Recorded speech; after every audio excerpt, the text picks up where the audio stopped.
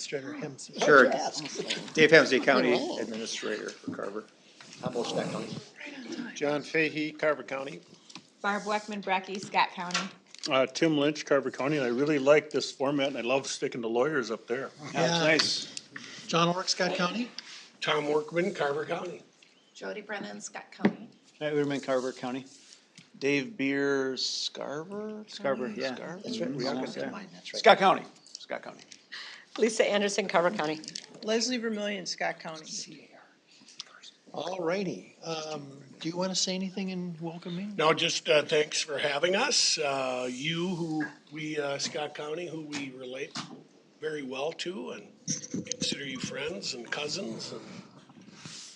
But thanks for having us over. Always good to talk about what's happening over here across the river. And so we do feel closer to you than any other county probably. I'll speak for myself, but similar issues, problems, and I don't know, you guys have grown on us, so we're happy to be here, and maybe after this meeting, we can schedule another one. We'll have a happy hour meeting over at Carver County.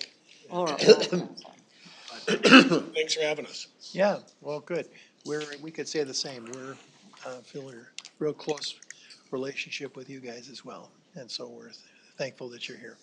First item is update on the Merriam Junction Trail. It's not done. We got some bad news here. All right, good afternoon, commissioners and chairs. Thank you for having me. I'm Adam Jessen, Assistant County Engineer for Scott County. I'm going to give you an update on construction progress for the Merriam Junction Regional Trail. Just a little brief corridor history that I'm sure you're all aware of. Minneapolis and St. Louis Railroad, as well as Union Pacific Railroad, did operate this corridor as a rail line for about 130 years until 2007, when there was a train derailment and kind of Mother Nature took its course, and it was abandoned. Scott County acquired the corridor in 2010. So a lot of time since then has gone into the planning of the project, and we're now into construction.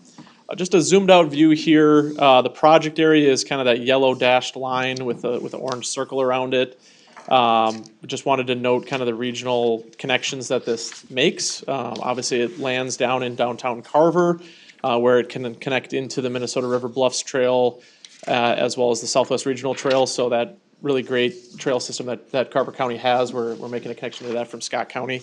And then we have future projects planned to kind of build off of this, specifically that east-west orange line on County Road 14 would be phase 2 of our Merriam Junction Trail.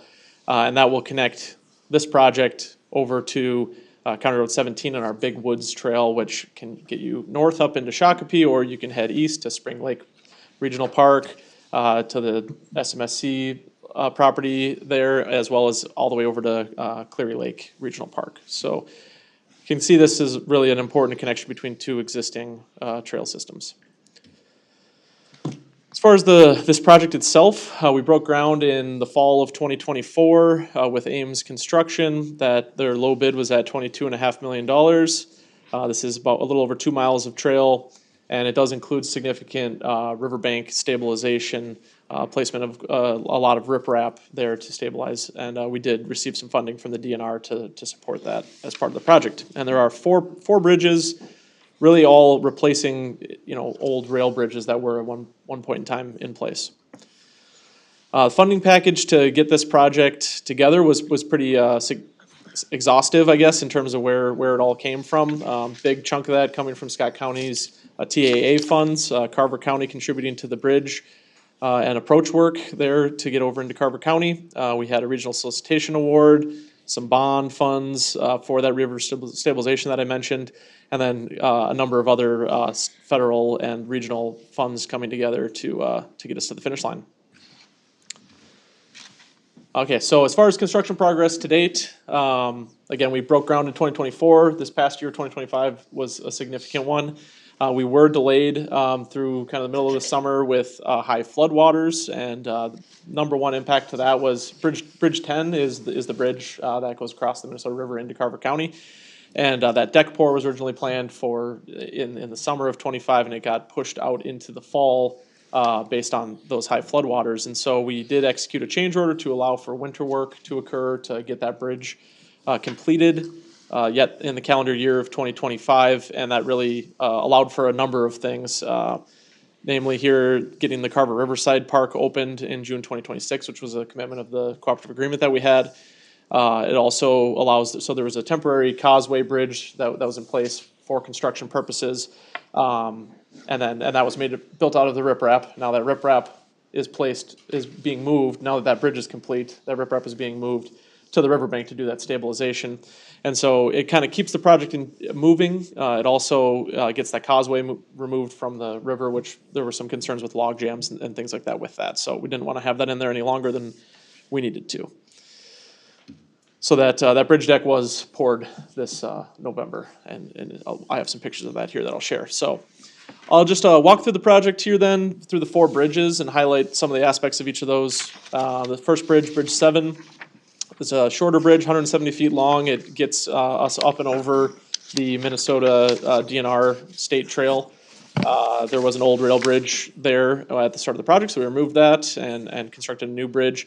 We did encounter some groundwater contamination with this project or with this bridge, and had a field change order to redesign the pier to actually stay up above that groundwater. So I think that was a good success story of kind of some unexpected conditions out there, but pivoting in the right way.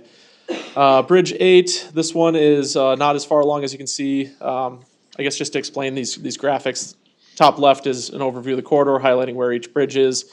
The top right is an aerial of kind of what the bridge looked like, the bridge area looked like prior to the project, and then the bottom picture is the most recent drone footage that we have of that. So again, you can see this one is still underway, constructing the embankments at this time, or the abutments at this time.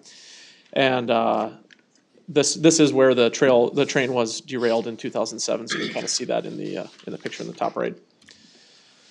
Bridge 9. This is a longer bridge, 490 feet long. It crosses over a backwater wetland.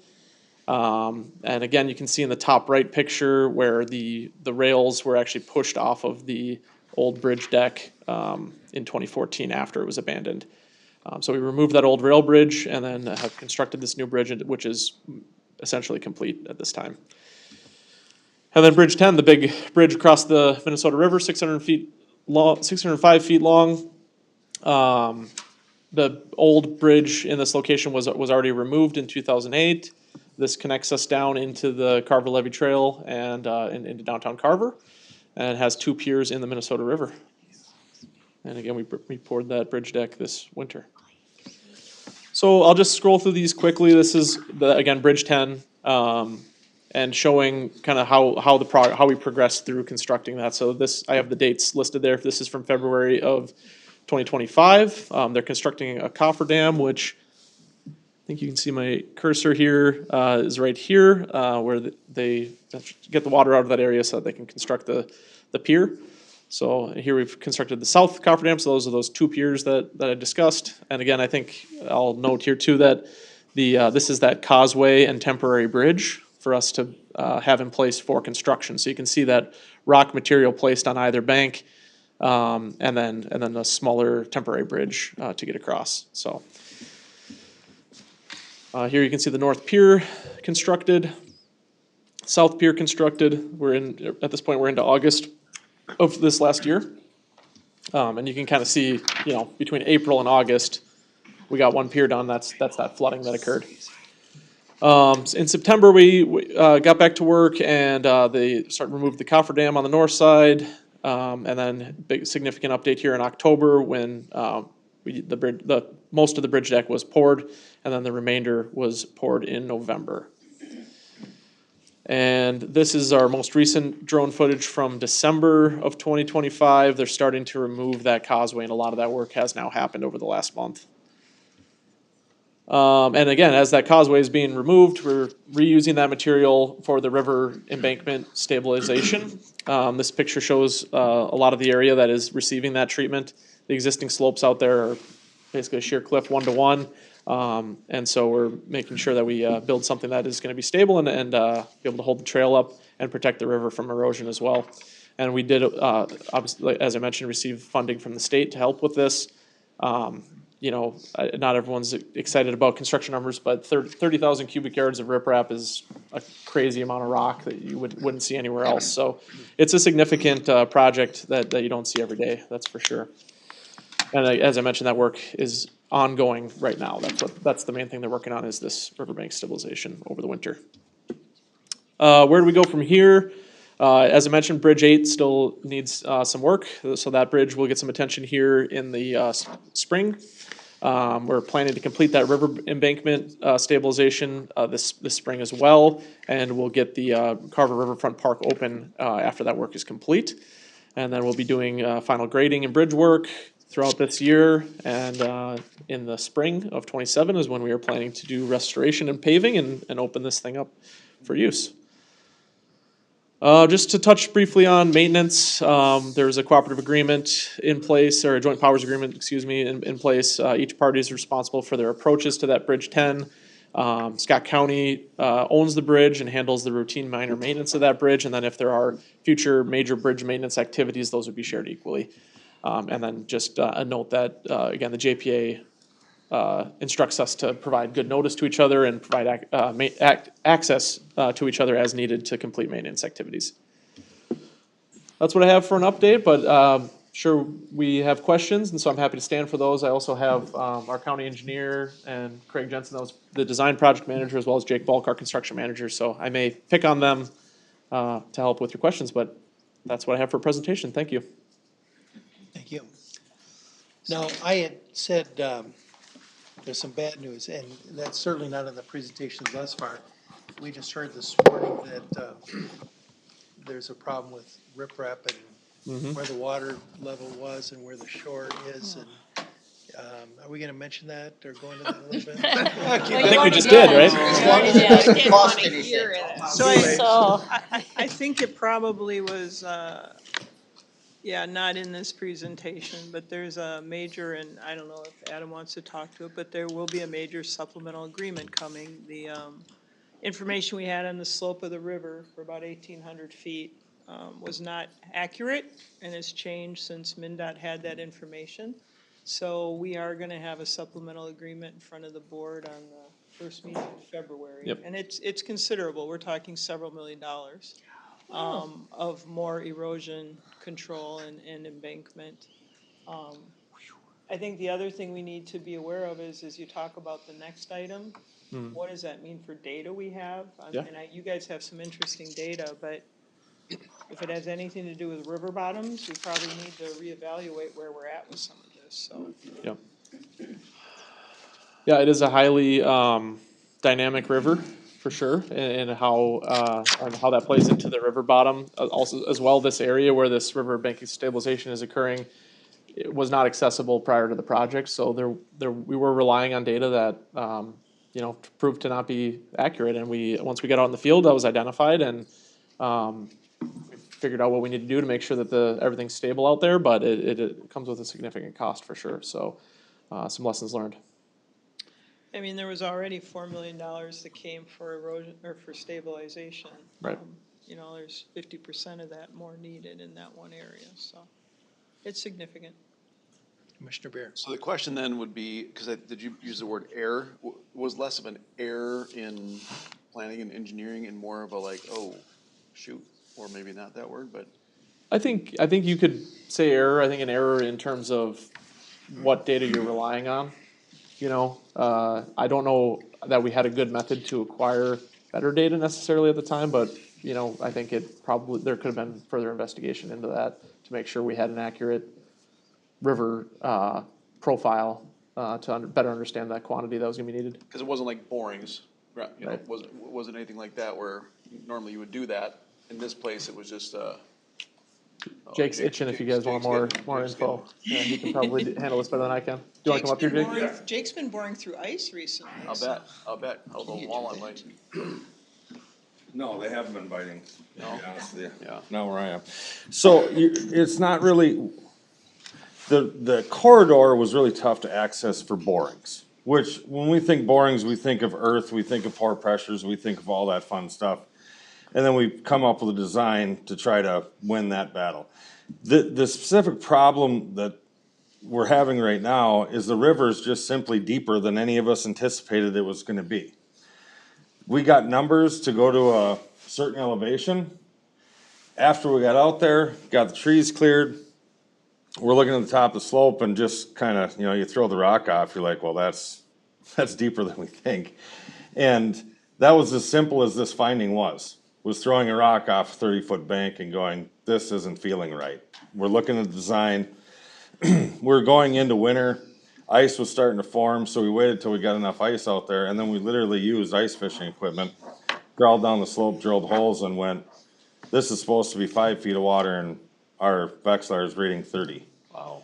So that was last winter. We brought the data back to SRF, Braun, and we've been working for 8 months on what to do. So the issue is to do nothing.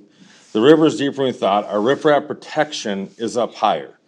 The concern is where we stop the riprap in the design, there's another 20 feet of slope, 30 feet of slope below that. That, eventually the river's just gonna scour out underneath that riprap, and it's gonna eat our investment that we've all built and paid for down there. So, engineering wise, unfortunately, it's not an option that we can do nothing about. We have 22 million invested, and it's gonna cost another 2 to try to secure it. And that's really the unfortunate part, is our hands are kinda tied at this point on whether we do or don't do it, I don't know if that answers your question. Yep. And Jake, even if what you said this morning was, even the profile from where the old rail bed was, some of that has disappeared just between the time of the start of the project, is what you showed on the cross-section today. Yeah, what we know is, we know we've lost roughly 12 feet of bank in the past 3 years. I mean, we started walking this corridor through the brush and I think it was around 2020 when we finally made the push forward that this is gonna be a real thing. And we know that we've lost that much, cause at that point in time, we took shots where we could get service in the trees. And we know some of that's disappeared. We've had a lot of rain in the past 4 years. Ironically enough, even though we've been in drought in the summer, but the springs and the falls, mainly the falls, have been wet. So it's created an issue for us, for sure. So, say how we're gonna cover this. We had contingency of about $1 million, and then, just say how we're gonna cover the expense there. How are you gonna cover this? Good afternoon again, Tony Winnicky, County Engineer. So going into the project after the award to Ames in 2024, we did, because the project is very unusual, it's a unique project, a lot of uncertainty, we did have program dollars in there, so they came in what we had programmed, and we did reserve a little bit over 1.5 million for the project for something like this. So hopefully something wouldn't happen, we didn't have to use it up, but unfortunately, this type of project we did. So we've had change orders so far in the range of about $400,000, so we've got about 1.1 left over in reserve. So with this, we need another about $1 million just over that to cover this change order. There's 2 change orders, it's predominantly the stabilization. So we've got, in our overlay program this year, we had budgeted like 6.3 million, and we've got 2 corridors, 2 projects, county roads for that this year. And we're gonna open those bids on February 10th and 12th. And right now, our engineer's estimate is like a couple $1 million under that. So we'll be able to use those program dollars that we have right now to cover this. So, but we won't know for certain what that is until we open these bids in a couple weeks. Well, they would for sure give us Dairy Queen gift certificates, I think.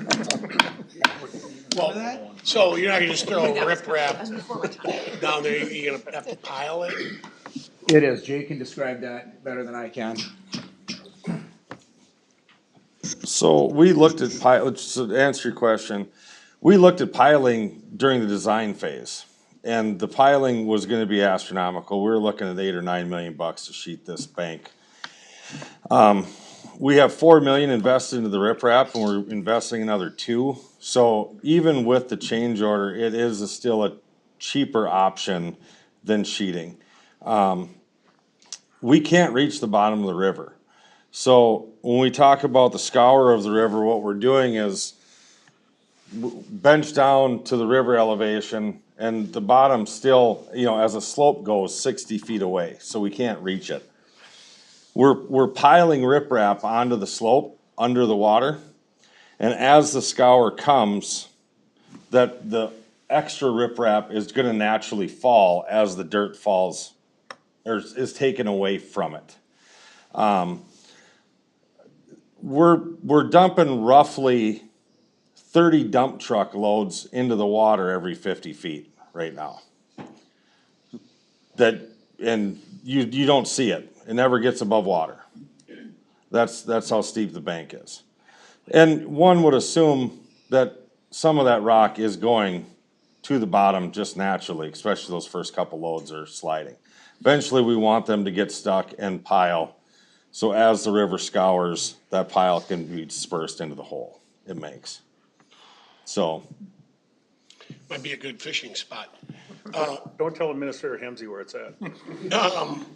I You heard heard, the fishing report.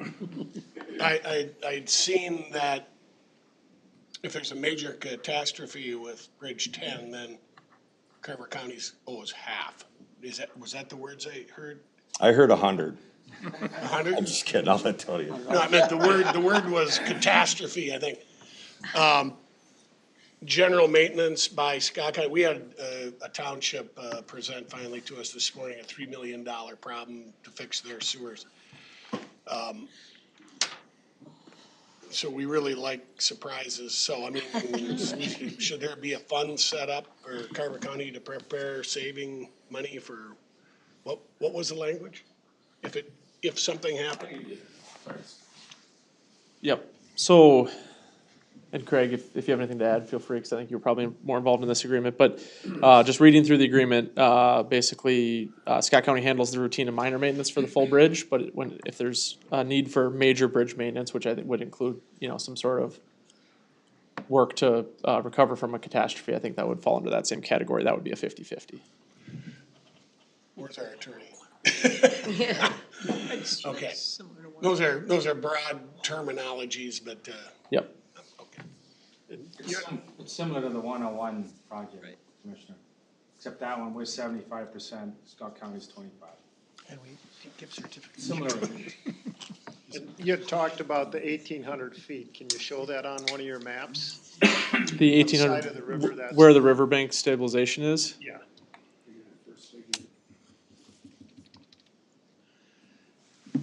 Jake, I might have you point it out, but which map's good for you? Does this one work, or do you want me to go to the? First one, right there.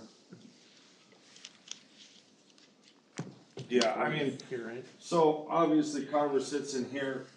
Bridge 8 sits right on this corner where the river is cutting. That's Bridge 8, so from Bridge 8 through Bridge 9 is that portion that's the most susceptible. As we round the corner and get by Bridge 10, the levees made that bank already. It's been protected. We had to move some around, but we're putting it right back in. So this corner we're not concerned about. It's from here to there. And really it's the first 600 feet of the turn that's the most volatile that we're finding.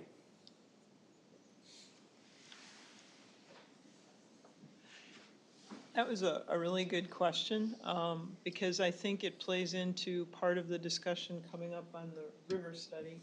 But I also think it plays into the discussion on the lower min and the velocity and the speed at which water is getting into this river and what it's doing to infrastructure up and down the river. And so why the state needs to engage in its namesake river, because that is part of what we're facing here. And the reason I asked that question, because the next question that's coming from the city of Carver is there any impact, however this message gets out, is there any impact on their levy? And we have to control that message. Yep. And just think about that as the word gets out. Understood. Have something on that, or? I think you said it. I mean, I don't think there should be any impact to the levee based on this. We're on the opposite bank and. Yeah, so as far as the way the river navigates around that corner, the only thing that's been added there is the two piers. Everything else is up out of the river corridor. And we've removed parts of the old bridge. So, you know, from an engineering standpoint, the way the river turns through there is as good or better than it was before. We don't anticipate, there's been no data showing that we're interfering with the levee. We've actually opened it up even more. So, and you guys are probably well aware, the city or the county, I can't remember who's leading that, I think the city is leading, that levee is gonna get redone, the way it sounds. That was the other reason of accelerating getting the bridge done this year, cause as soon as funding comes available, I think they wanna go right into work there and we wanna get out of their way, so. I think that's a really good question, John. Do you feel comfortable like delivering that message to Carver? Is there communication going on, or how should that be handled? Yeah, good question, Barbara. I can help deliver that message. We can just talk with Courtney Courtney, yep. Johnson and just keep her in the loop. And the sooner the better with her, and then I don't think there will be any, backlash if they understand what's going on. And Bolton and Mank with the city of Carver have been along for the ride through the design also. I mean, obviously all of that data is readily available, if they wanna review it again, but they've seen it, so. Yeah, and Bolt and Mink can maybe deliver that message. And Yeah, Aaron shows up usually every other week down to the meetings, which would be Carver's representative. This is Aaron Schmidt, I think. Yep. Yep. So, Thank you. yep. All right, any more comments or questions? Let's move on to item 2 then. We are gonna be riding that soon? What's the new completion? This fall. This fall? Fiscal 2026. Okay, item 2, project overview of joint river crossing study. I think it's 27. It's 27? Right. Good afternoon, Craig Jensen, Transportation Planning Manager with Scott County. Here to talk about this Southwest Metro River Crossing Flood Resiliency Study. And that's a long name for this, so we just refer to it as the river study, river crossing study. And so this is a joint effort between Scott County, Carver County, and MnDOT. So what are we really looking at here today, and what are we studying? We have 3 crossings that we're looking at. The northerly one is Trunk Highway 41 between Chaska and Shakopee. We have County Road 9 in Scott County, County Road 11, Carver County in the middle. And on the south end of Carver County, just north of Belle Plaine, is Trunk Highway 25. And so why are we doing this study? Well, we have experienced flooding in the river valley, and this has a lot of delay and cost to residents, commuters. It has not only costs of just repairs, but costs in fuel as well for all that extra time. And I've been even stuck in some of these times where there's been congestion because of the closures.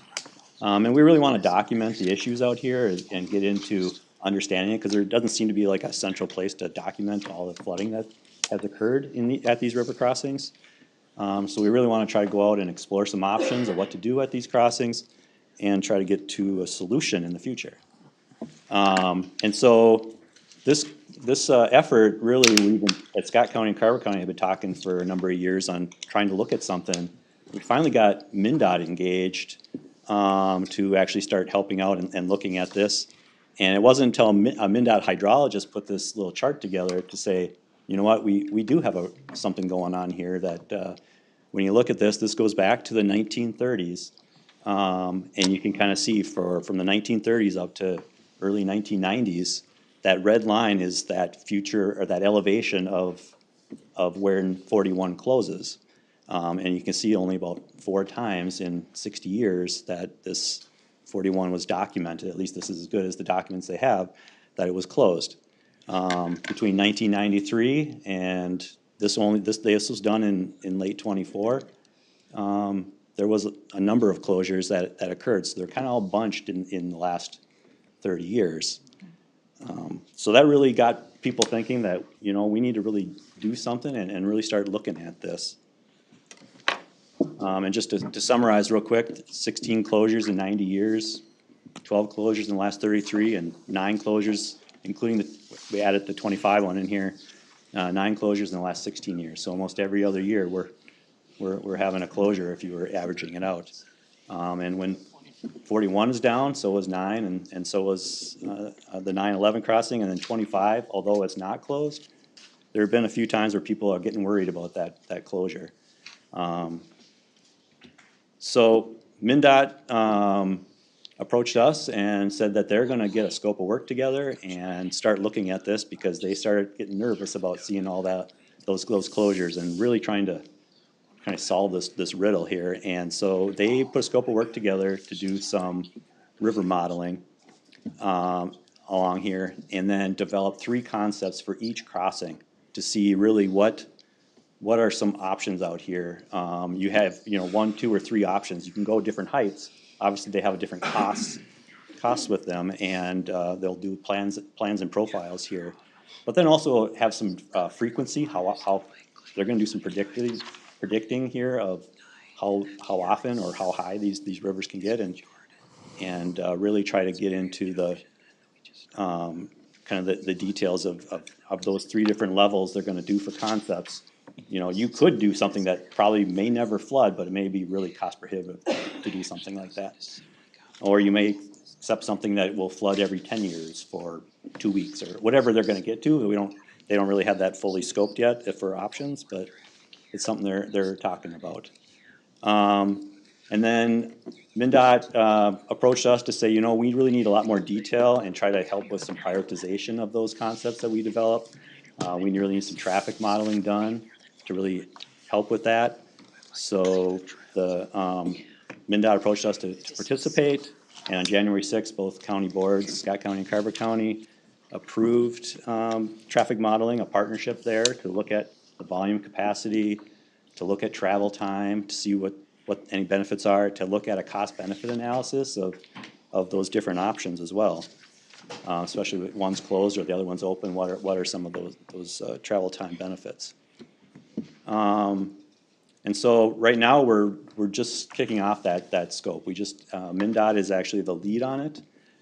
We are in the data gathering mode, and we're really, hopefully here, they're gonna move fast on this. They wanna get to some options here by this spring or summer, and then really try to get to some recommendation. Hopefully to have like a recommended alternative at each of the locations, and then maybe have some prioritization with it as well. Is like, is 41 more important than 9 or 11, or do you do both at the same time, or you know, what are some of those things that the county may have one priority, that MnDOT may have one priority, but maybe there's something that we can all rally around and try to get a project accomplished, and could probably get it funded in the future. But it will require more design once we get kind of a preferred alternative. It'll require us getting design, but also then seeking some funding for it. And then really our traffic modeling effort's gonna kind of feather into all of this, and you'll basically hopefully have a good outcome through all of this. So that's really I had to say right now. We're just getting started. Okay, comments or questions, anybody? Is that a bridge solution, and any preliminary estimate on what it might cost to deliver a fix? For what now? Which bridge? I didn't hear. Well, you're trying to raise it up, right? Correct. We don't even have any options selected right now for elevations. So we don't know costs. We don't know what those even estimates are.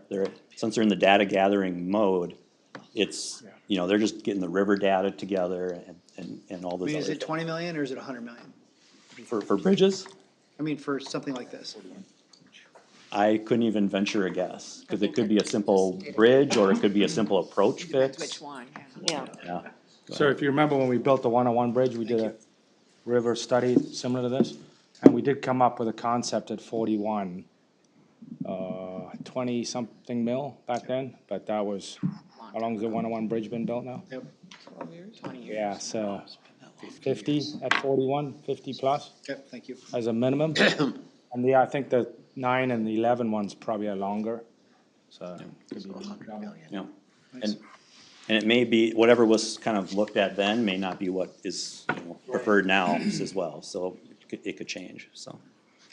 I'm just kinda curious on this, the 41 in particular, like, is there any, I don't wanna use the word heartburn, or like if, all of a sudden that's elevated and potentially more traffic, trying to fit into a funnel down through downtown Chaska, like, does that give anybody, has that been talked about, or people want that, they don't want that, slice out the break?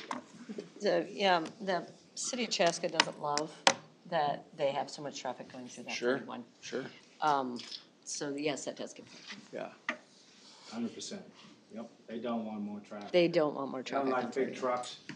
So the project that they've got there now was designed as big as they wanted it. So Yeah. it's one lane each direction. So Slowing So down is- traffic. There's more demand, it's not gonna fit through the same hole, so. Right. Is that why the city residents all have garden hoses down to the river? Yes. Is that why they're with the spigots on, trying to flood it and quiet down traffic? Yes. I mean, I get it, it's a tough spot, but what do you? Right, right. Will there be some opportunities, I mean, I have two things. I would like us to have some opportunities as boards to weigh in during this, you know, I get it, MnDOT's leading it. I hope we have some opportunities to weigh in. And then number two, and again, I get the calls about 9 and 11 and see that up close, and have watched just how many people the last few years use that crossing, you know, on both sides for work, for commerce. But the data, you know, the data's gonna change so much based on all our investments on 169. It's just a hugely different experience come next year than prior. So I hope we're able to really weigh in about that and what that means for this study, because you study backwards a little bit and project based on the past, but that's a whole different corridor coming up in a year or so. Correct. And Thoughts on that? Yeah. yeah, I think, you know, we'll be able, they have a project management team that they've put together that they're gonna meet every, I don't know, 2 to 3 weeks. So they're gonna try to keep this moving, and again, they haven't even drawn any concepts or anything like that yet today. They're still doing that background work. Once they have that, I think that's the opportunity we'll be able to share that information and kind of what they're looking at there. And to be honest, I don't know that anyone really has any thoughts of what the answers are right now. So, or what level they're even gonna draw up or imagine for potential options. But the hope is that we would get to an option and be able to at least rally around that and be able to start, you know, looking at funding that and think about the prioritization of it with, you know, looking at the cost benefit of doing one versus another, the travel time and those other things that kind of feed into it. Yeah, and that's the reason why we're doing the traffic study along with it, because, yeah, 169 improvements, we're finishing 212, 4 lanes, so we gotta look at what the realistic projected traffic is in each crossing before we come up with design. Craig, if I remember the issue with 9 and why part of it ended up was it had the same issue with floodplains that 1 had, right? We had to buy out Blakely because of floodplain impacts. Remember all the land we had? 9 had some of those, right? So wasn't that part of what came into play, like because that's not a very old bridge. It's like only 20 years old. It's usually what happens, it's the approaches that flood. Yep, and it became a floodplain impact, if I remember correctly, and that's why it ended up being the design it was on that side. Right. Yep. And that can limit our options as well as going through all those rules that you're supposed to have a no loss when you're adding fill or doing any kind of project in a floodplain. So, you know, that's one of those things that we really gotta get to, I guess. So, and try to understand that. And through the experts at MnDOT, looking at all the river modeling and doing all that stuff, we'll get there, I think. So we'll have some good options. Do we think, Lyndon, or you guys, the traffic numbers, are we a year or two ahead on this till those numbers stabilize a little bit with all the changes out there? Are you comfortable you can replicate that? Good question. Yeah, we are. We're gonna have this. How do I do this? Yeah, we're gonna have to make some assumptions, of course, based on the improvements on 169, 212. But we'll look ahead at least 20 years and come up with some scenarios. So I think we got a pretty good budget on the traffic forecasting. And we got to do that work anyway with our comp plan updates, so it all kind of fits together. We'll use streetlight data as well, which is a kind of a GPS origin destination. So I think we'll get a pretty good number. Lyndon, and maybe a question for Paul Moline, but wasn't there a talk at one time in the comp plan with a brand-new river crossing going right across the ballpark, right over the ballpark and right into There were a 212? couple options, yeah. We don't want to talk. Yes. Seats, imagine the seats you could sell. No, There's still. Skybox. Yeah, that's like a $700-800 million. But, yeah, but that's not part of this. Correct. Okay. It was a great idea once So you upon have a your time. pitchfork right back here. We did like, what was that, a preliminary EIS for that corridor? And they came up with many alternatives, but that's as far as it's gone right now. Tier one EIS, yeah. Tier 1 EIS was done years ago. Yeah, a right of way. So there's just not that kind of money around anymore, as you know.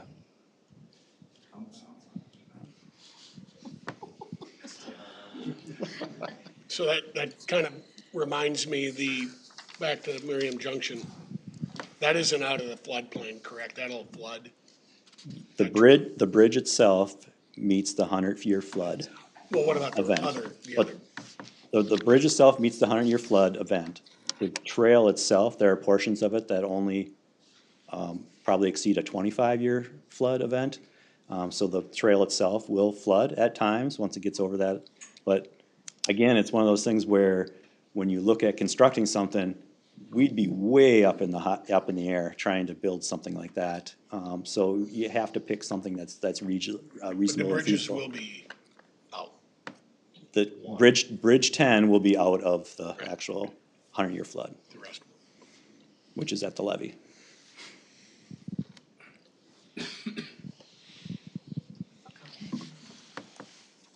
All right, item 3, the Lower Minnesota River Watershed District. What did I do the wrong way? This is the data, He's got little long.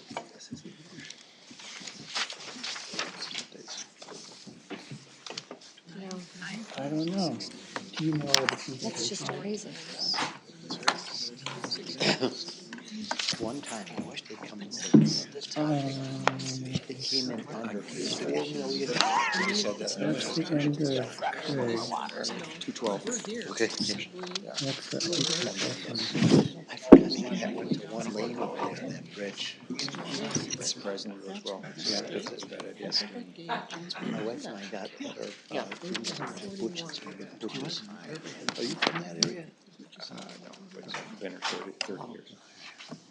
Yeah, so was it a road pond? Yeah. No. Road pond or river? No, I know. Tobacco, she bought a bunch of land. Carol Malmo did. She gave us we bought it from her. Oh, it's 212. She gave it to you for cheap, right? She was in that. She heard a weird stuff going on. Something going on. That's her thing. Just constantly. Need another one? Tom needs some more water. And my wife lived on Stoughton, just down from the courthouse down there. And I got my own shoes. You know, that's gonna go in the landfill. You grew up in where? Olivia? Oh, no, you grew up Rhode Island Lake. Yes. It's a really good restaurant there. You're so good. I'm not, Lisa. See, I need to be better about my plastic water. Very low. He was a wrestler, but he Talking about, actually, it goes to buy the yard and makes furniture. I have by the yard. But actually, no, it's really good. Guy's looking better. It was like if you. Are you doing that? Faster than I thought. I was on state champs. Yeah, yeah. Still got a little. But I could never replace this. Out there. It fell. Guy from Shaq. So that's what we State black before. eye. Ice. Oh, really? Beat 3-2. Wasn't his first period. Which.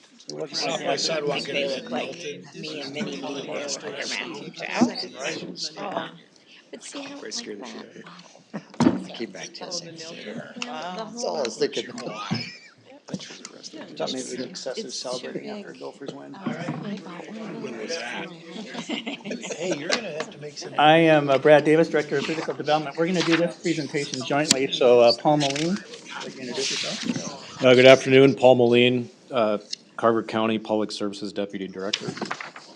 All right, so we're going to continue on the river that we both share, the Minnesota River. We've heard a lot about some of the infrastructure across that river, but we want to focus now on the management of that water body and talk about the Lower Minnesota River Watershed District. This is a map of all the different water agencies across the metro area. There's about 30 different water management agencies. The ones in blue are your watershed districts. In our area, those are districts like the Prior Lake Spring Lake Watershed District or the Riley Purgatory Bluff Creek District. The ones in red are joint powers watershed management organizations, so it's usually 2 or 3 cities that collectively agree to form a JPO to manage water. And the ones in green are the Carver County and Scott County WMOs, and then also the Vermilion River in Dakota County has a WMO. So a real patchwork of authorities. What we talk about in Scott County is just how much administration overhead goes into 30 different agencies with 30 different administrators, legal counsel, communications staff. And we ask ourselves here at Scott County, would there be a more efficient way to manage water with fewer agencies and less overhead and more money put into the actual resource that we're trying to protect? But the Lower Min is one that we share, and this is a copy of the Scott County Commissioners' minutes back in 1959. So your predecessors, the county boards of Scott and Carver back in 1959, both passed a resolution supporting the formation of the Lower Min. A couple of state senators were at the boardrooms making the pitch to establish this. This district is unlike any other water management agency in the state of Minnesota. Formed in 1960, really focused on the construction and maintenance of a 9-foot navigation channel. That was the sole and primary purpose of establishing that district. We're going to talk more about that 9-foot channel in a little bit. And then in the 1980s, Paul told me earlier this week, the state made some changes where the Lower Min had to expand its responsibilities to include surface and groundwater quality and quantity, floodplain and flood management, erosion and sediment control. And so it started to expand its responsibilities. The Lower Min works with a lot of our communities, our cities, our townships, protecting, improving the resource, and carrying out a lot of education and talking about the importance of the river for our communities. This is a map of the boundaries of the Lower Min, and the areas in green are in Carver County. You'll recognize those place names. The area in orange is the area in Scott County, and that includes much of Shakopee and Savage, and also portions of our 2 townships, Jackson and Louisville Township. Scott County encompasses the most land area of the 5 counties.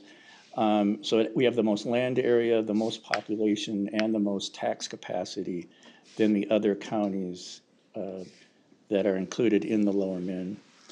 The areas in purple are in Hennepin County, and this is then the eastern stretch of the district. And again, you can see the boundaries in Hennepin County, and then in yellow, now you're starting to see the territory in Dakota County. What's also unique about the Lower Min Watershed District, unlike most watershed districts, it does not follow hydrologic boundaries or subbasins or the topography that flows into that water resource.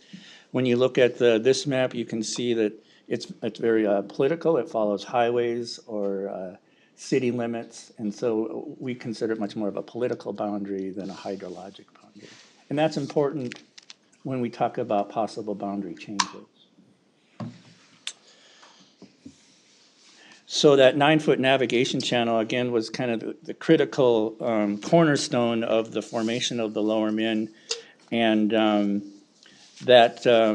watershed district contracts with the U.S. Army Corps of Engineer to find the contractor to go out and actually do the dredging. And that dredging happens every year to maintain that 9-foot navigation channel. And I have a map of where that dredging occurs. They also, the Lower Min has also acquired property to store that dredge material, and then they sell that material to help offset the costs of doing that dredging. This is a map showing the extent of the dredging for commercial navigation, and I think for many of you in the room, it's very notable that that dredging does not extend into Carver County, and I think I've heard that there's a question what benefit this dredging has for Carver County. But this map shows that dredging really starts at near the ports of Savage, if you're familiar with that, is located in the downtown Savage area, and then extends east close to where the U.S. Salt Terminal is in Burnsville. And then dredging is not needed. So that's where you have that more frequently dredged area in this segment in red. And then they've also identified these stretches in purple where there's been some occasionally dredging up near the airport. Question. Yes. So that dredging, is that always Army Corps of Engineer that does that? They do, cause I'm just trying to remember going back on that tour, and then there's that little area where they stage all the silt that comes up. But is that paid for through the Lower Min or the dredging specifically, or is that just part of the Army Corps' goodwill? Do you have a recollection of where the exact funding comes to pay for the dredging? The core through the state, isn't it actually? Okay, That's what my right. recollection It's not the Lower Min that is paying for those particular corridors specifically by the ports.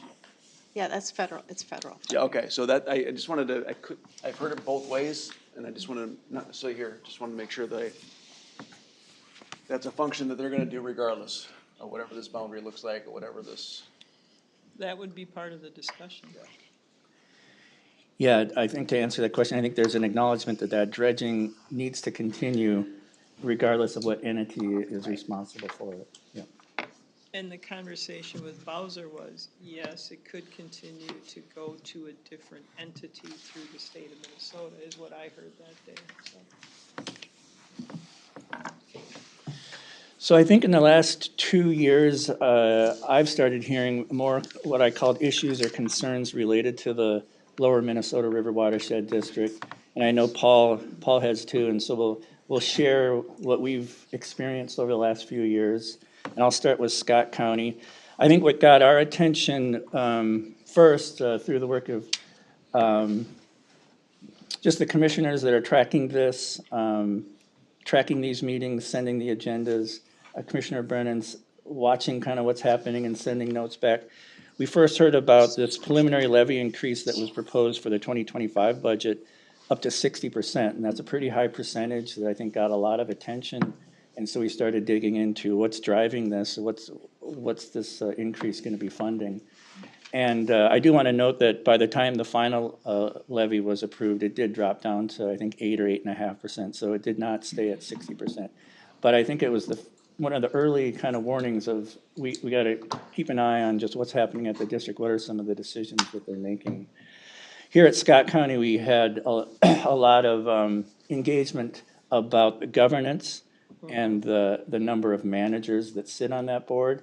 As you know, there are 5 managers today that make the decisions, the governing board. 2 of them represent Hennepin County and are appointed by Hennepin County. And then we have one here in Scott, you have one in Carver, and then one in Dakota. And we were notified that the Lower Min would support adding a 6th manager, and that manager would go to Scott County. So Scott County would have 2, Hennepin would have 2, and Carver and Dakota would stay with 1. Sorry, question again. Yep.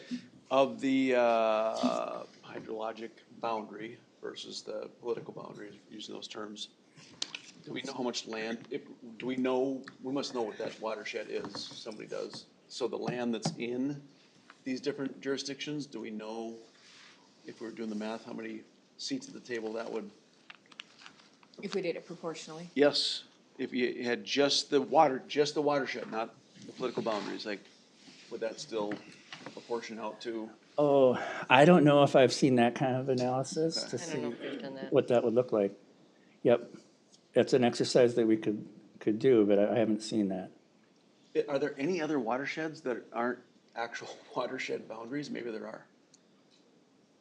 Not that I know of, especially the metro area. Some of the boundaries are still jurisdictional, they match like a city boundary or something, but this is the only one that truly doesn't follow a hydrologic watershed. It would look like the old ancient River Warren, which is the valley, right? And then the river would be the hot dog in the bun. Yes, a hot Nice. dog in the bun. Nice. Wow, we've been missing this all this time? I feel like we should Yeah. have a whiteboard. Can we have him? This is the first time you heard the hot dog in the bun? Hey, Mr. Chair, if I could on that additional point to Scott County, my recollection was that at least loosely tied to sort of some conditions not to pursue other avenues? Or am I Yes. dreaming that? The extra seat. Yeah. Well, Yeah, the question is, well, I'll get back to that question. So the notice that Scott County received is that the Lower Min would support adding another manager, but they needed a resolution of support from Scott County.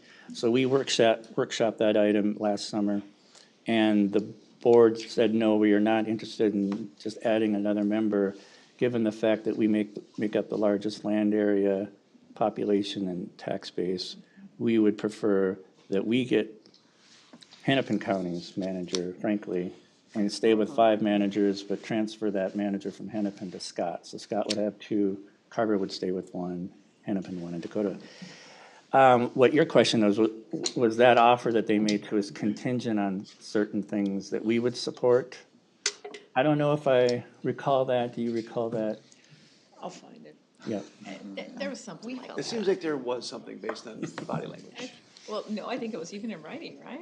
I think the comment was, we wouldn't pursue leaving the district. If we didn't pursue. And, yes. Okay. If we wouldn't pursue any more boundary change discussions. Boy, rich offer. Correct. yeah, So that's where things sit with governance. I think we're at an impasse. Nothing else has occurred, so the makeup of the governance is the same now as it always has been. Then this fall, we started learning about a bonding project over in Eden Prairie, a $5.7 million bonding project that was getting some state money, but they would need to bond the rest from the taxpayers within the district. Our commissioner started hearing about that, bringing that information back to our board. We took a position by resolution not supporting that bonding request, and that resolution was provided at the public hearing. As you know, the board did approve that request. And I think what's important for us to know in Scott County is that decision is long-lasting. So even if there are boundary changes that we pursue in the future, our residents that are in the district today are obligated to pay off that bond over the next 30 years, presumably. Are you saying, because that was a Riley Purgatory Bluff Creek project, right? We're talking about the spring? In Eden Prairie, but I think it's borders Riley, but it's Lower Min within their boundary. So, but Paul, are we talking about the same project as? I believe it's in the same area, yes. It's not the same project. But it's not the same, where they're building their new headquarters, is that the one you're referring to? They're building it? Well, planning to build it, Well, they're in law not supposed to build anything. yeah. But I think that's what you're referencing. So that's the rogueness of this. I had my Riley Purgatory guy thrown off because he was an attorney who asked way too many questions. And So they got rid of them. And, but that's about the same price as a project. They just, there's not water on the bluff. They're buying a bluff. And hey, we can build our clubhouse on there and it's the same kind of monkey business. So we're maybe talking about 12 million. Yeah, I think that's a different project. And that's on the bluff. That would be considered lower min, wouldn't it? This project is, yes. It's on the bluff. Yeah. So, Bluff stabilization. And that, you know, that kind of reflects that boundary that doesn't really match river bottom or drainage. It's just within their boundary. well, what I'm saying is it doesn't have my former appointee would say, Paul, it doesn't have a watershed purpose. Otherwise, everything would have a purpose. My roof, my side yard, I mean, every piece of land has a water purpose, but there's no water feature on the parcel that I'm talking about, but they want to buy it. And there's a big organized community effort that, then it's been a year or two since they've been in our boardroom, but to support it but. I don't know about this one. All right, then just to wrap up some of the Scott County's issues and concerns, another thing that we learned this fall is that the Lower Min initiated a study looking at the management of the Savage Fen that's in Savage in their industrial area along Trunk Highway 13. That plan called for possible acquisition of parcels to preserve that fen. And the city of Savage commented on that plan and talked about the impact acquisition of parcels would have on their economic growth, given that a lot of the land is planned for commercial industrial development. And so the city of Savage sent a letter of opposition to that plan, and in their letter also suggested maybe it's time for Savage to support this notion of changing some of the boundaries. So those are kind of the rundown of kind of the hot ticket items that we've been dealing with here on the Scott County side, and I'll turn it over to Paul just to summarize what Carver County has been dealing with. Yeah, again, afternoon, and a little bit of background here. We may not have been as engaged in the conversations, at least in the last 2 years, but definitely in the last 6 months, we've been more wrapped in.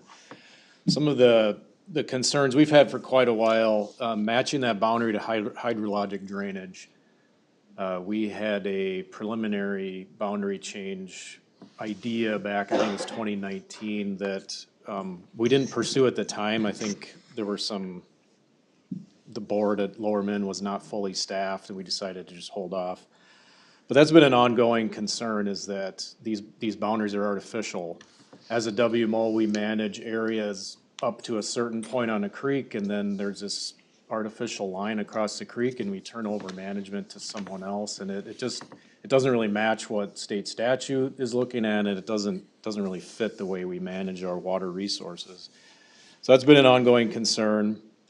I think the dredge channel, as you saw from some of those graphics, this has been an ongoing concern in the county, is that those residents in lower Minnesota, those taxpayers are paying into this dredging operation, which is miles downstream and has no direct benefit to Carver County. It benefits anyone shipping there, but that's a statewide benefit. That's not particular to those residents along the river. And then more recently, this governance issue has come up where I think both boards have heard presentations from Lower Min that talk about expanding their role, frankly, beyond their district. And, you know, some of the things I thought were concerning in terms of what they were looking at in terms of wanting to do education and all the way up to regulation outside their boundaries eventually. And I think it's confusing for residents for sure, but I think it's a very inefficient way to operate when they're starting to talk about two different organizations doing similar roles out, you know, in the same area. And then some of their you know, I think bigger vision is to look all the way upstream, you know, all the way to South Dakota. And some of those ideas I think are concerning. Quick question, if I may. Just to clarify, so on your side of the scale, county taxpayers funding dredge channel with no benefit. So just going back to my earlier question, Army Corps does all the dredging, right? Just to double down, Army Corps is the dredger of choice. And the lower min folks are paying for that dredging. They contribute, I think, in the management of the material. Once it comes out. Onto that little point. So your county taxpayers, our county taxpayers that are in the lower min that are getting taxed by that jurisdiction are paying for the management of the silt, not the actual dredging, potentially. I think that's the simplest way to put it. Yeah, once that material comes out, they have to store it, they pay for the property, they have to distribute it. But Commissioner, if I remember the budget, and didn't the sale of that material cover quite a bit of those costs? They sell that material, and it includes the removal of the material. So they contract out with an organization or a company that From the takes it. land, not from the river. Yep. Removal of the. And that offsets some of that material movement costs, Yep. correct? Yep. Yeah. So it's the material, just so, you know, so when the dredge is going through there, that's a federal operation, Army Corps engineer, go get them. It's all the stockpiling and drying and then Yep. testing and then, okay, disperse it. Okay, got it. Thank you. Do we know the net cost? Well, I cannot tell you that off the top of my head, Commissioner. We can get their most recent budget. Commissioner Brennan did forward us that, and it clearly showed the cost to do it, and that was received from federal and state funds. And then there was a sale that was a revenue that helped cover some of those costs at the district. We'd have to look that up. Their latest budget on the website is 2020, so they're not very up to date on that. No, well, and nor their audits, or paying their administrator. They're financially in a very difficult place. Yeah, 2022 financial audits on here. Right. That Nothing was since- passed just a couple months ago, Yeah. right? A little behind. So I'll kind of jump into the boundary change. Again, we talk about this hydrologic issue. State statute does say that watershed boundaries should match hydrologic boundaries, not political jurisdictional ones, and that any change should try and address that. Staff from all three counties have identified sort of specific steps to this boundary change adjustment based on state statute and looking to really aim the management of that watershed in the river. We provided county board a memo. We had a discussion in December about this, about what boundary change options might look like.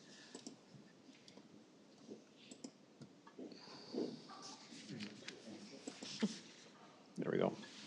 And so kind of to summarize what some of the pros and cons are here, we've had discussions just recently at a staff level about filing a joint petition following that state statute process of, Scott and Carver doing this jointly. Some of the pros of that, we follow state statute intention of matching the hydrologic boundaries, recognize that the dredging for the Minnesota River barge access has never served Carver County. That's definitely an interest of the counties.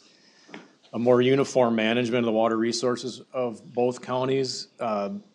This Carver WMO and the Scott WMO have very similar charges, and I think in general operate similarly in terms of how they manage water resources, following all the state statute requirements.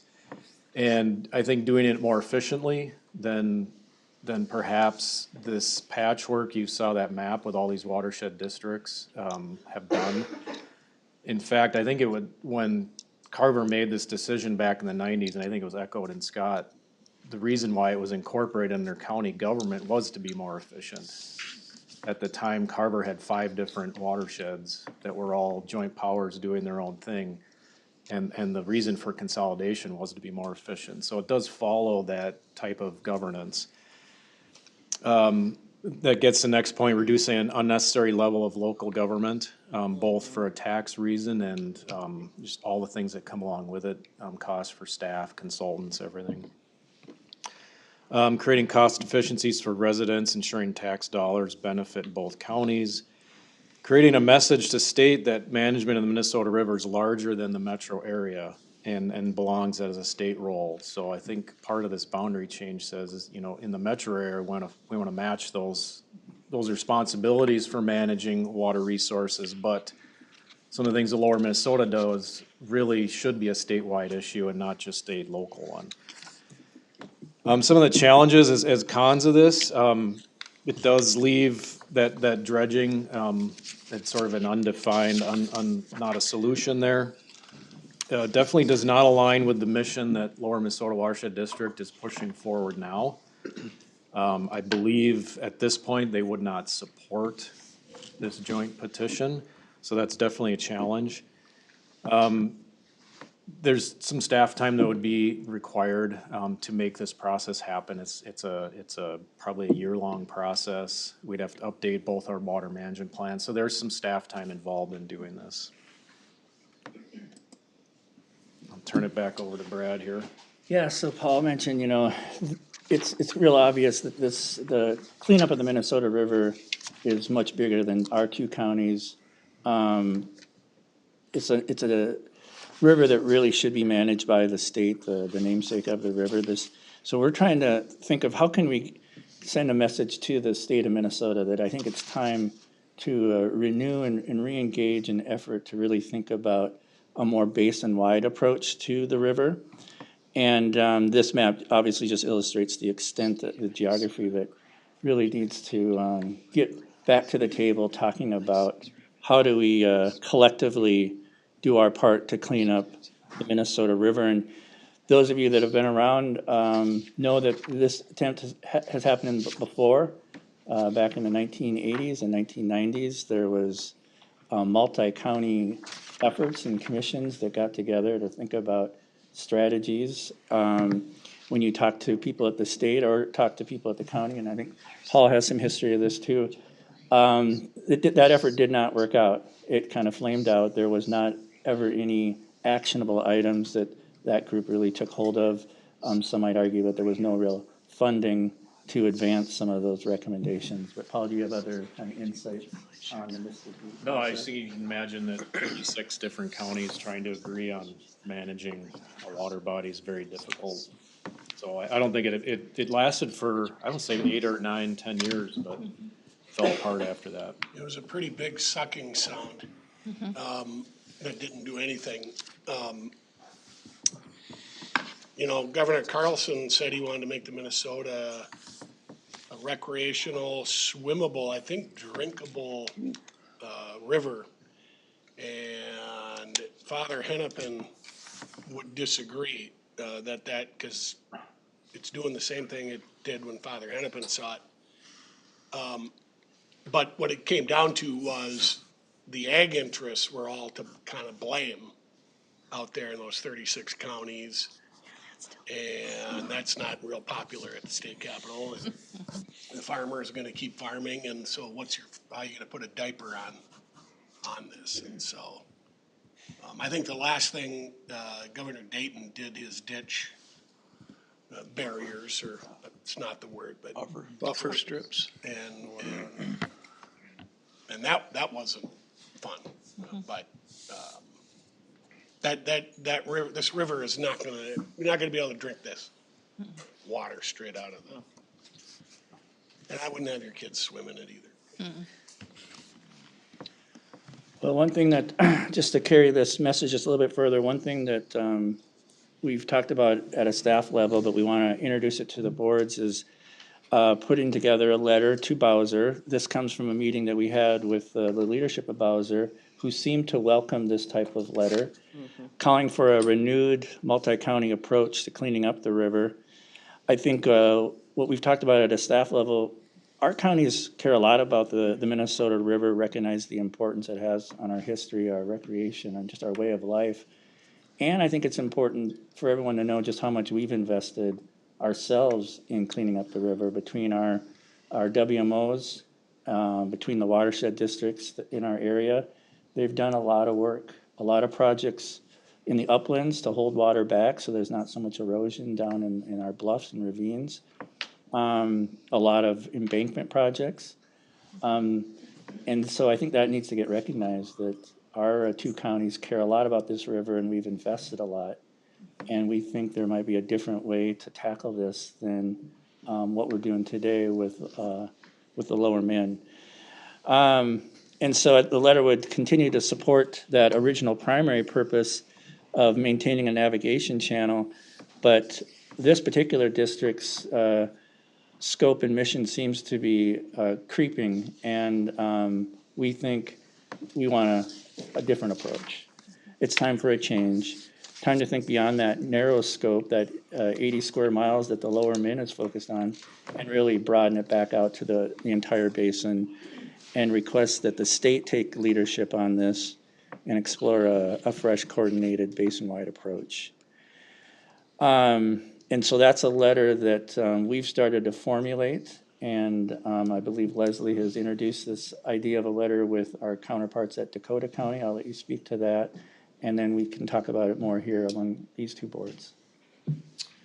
Yeah, I think Brad summarized it really well, but Dave and I also had a discussion with Heidi Welsh, the administrator for Dakota, who was interested in potentially bringing this forward for discussion at their Physical Development Committee meeting. They have a little different situation in Dakota than we do, as they have 3 distinct watersheds that the cities operate that are adjacent to the Lower Min. So unlike Carver and Scott, who have WMOs that come up to it, or the Prior Lake, the little outlet channel that we're dealing with, they have Black Dog and Inver Grove, and I forget the other one, Mendota or something. So the county itself is very supportive of trying to have a different approach to how we deal with this, but they aren't the ones that would take on that change. It would become 3 smaller districts. So they're in a little different situation than our 2 counties are. And so Heidi was certainly willing to bring a letter forward that got to the big concept, because I think she and her board, after this discussion, felt they could maybe support that. But it's harder for them to say, dissolve it in Dakota County, because it impacts 3 watershed districts and not the county itself. And so it's a little different situation, but their board chair or their board might be willing to authorize a letter that says, hey, this is not efficient, this isn't effective, this isn't the way to be operating it.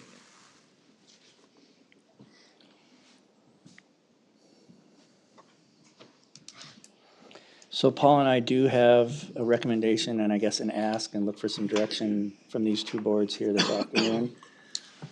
The first recommendation is to pursue filing a joint petition between our 2 counties to request a boundary change. I'll pause there because in the past there's been some discussions. Well, should Carver go first and then Scott, or should Scott go first and then Carver? And we can see what happens. I think today, staff before you is saying, we think we should do this together, jointly, in one petition. But we need your direction on that. The second is whether there's support to, at least between these 2 county boards, to draft a letter to Bowser requesting some of those key points that I showed on that previous slide. Mr. Chair or chairs? Go ahead. One question that's floating around my head, we've done so many looks at this. One of the sort of pragmatic things we should do is look at the taxpayers and what if this boundary change happens? Did we do that assessment? And then we have a tax rate. On the Carver side, yeah. Yeah. Were we good on the Carver side not to increase the taxes by? I think based on the numbers we had at the time, they were gonna go down for those residents. Good. What about Scott? No, to answer your question, we have not done that exercise. Paul has shared with me the memo that he provided to the Carver County Board, so we would look to do that same methodology. And then following up more on the pragmatic side, what happens to Lower Min? They're still in Dakota. They dissolve on our side. What really practically, do they just kind of fall apart, or what happens? I think it's a good question. You know, if they were gonna stay intact, Obviously, their board members would shift around, their tax base would be a lot less. Would they still be able to function? That would be, I think they would come back opposing this petition for those reasons. But that's something I didn't put on the pros and cons, is that those board member changes would occur as well. Yeah, I don't know the specific outcome, if they would just dissolve or if they try and stay intact on the Dakota Hennepin side. I'm not sure they can stay intact. I'm not sure without Scott, I mean, Carver's such a tiny little piece of this. But without Scott, I'm not sure they could. My guess is that they would get eaten into another watershed. Would take them. I'm not exactly sure what would happen in the Dakota side. And as far as the governance piece, I mean, I lobbied hard with our manager and with the new executive director on, making the shift to Scott County, and felt like we needed to make that. And at the end of the day, nobody wanted to buck the board chair who's from Hennepin County. And so that went nowhere as well. I of course, have been a little bit more involved in this and than other board members, since this is my liaison. And of course, Jody does an amazing job at keeping me filled in if I'm not there. But this isn't the most well-managed, even if it made sense from a hydrological standpoint. This isn't the most well-managed watershed from a financial standpoint either. So, Well, isn't it also a conflict here, potentially? With how the governance of this watershed and the... Oh, well, there's a lot of conflicts with the governance, with the board chair. Yeah. All of that.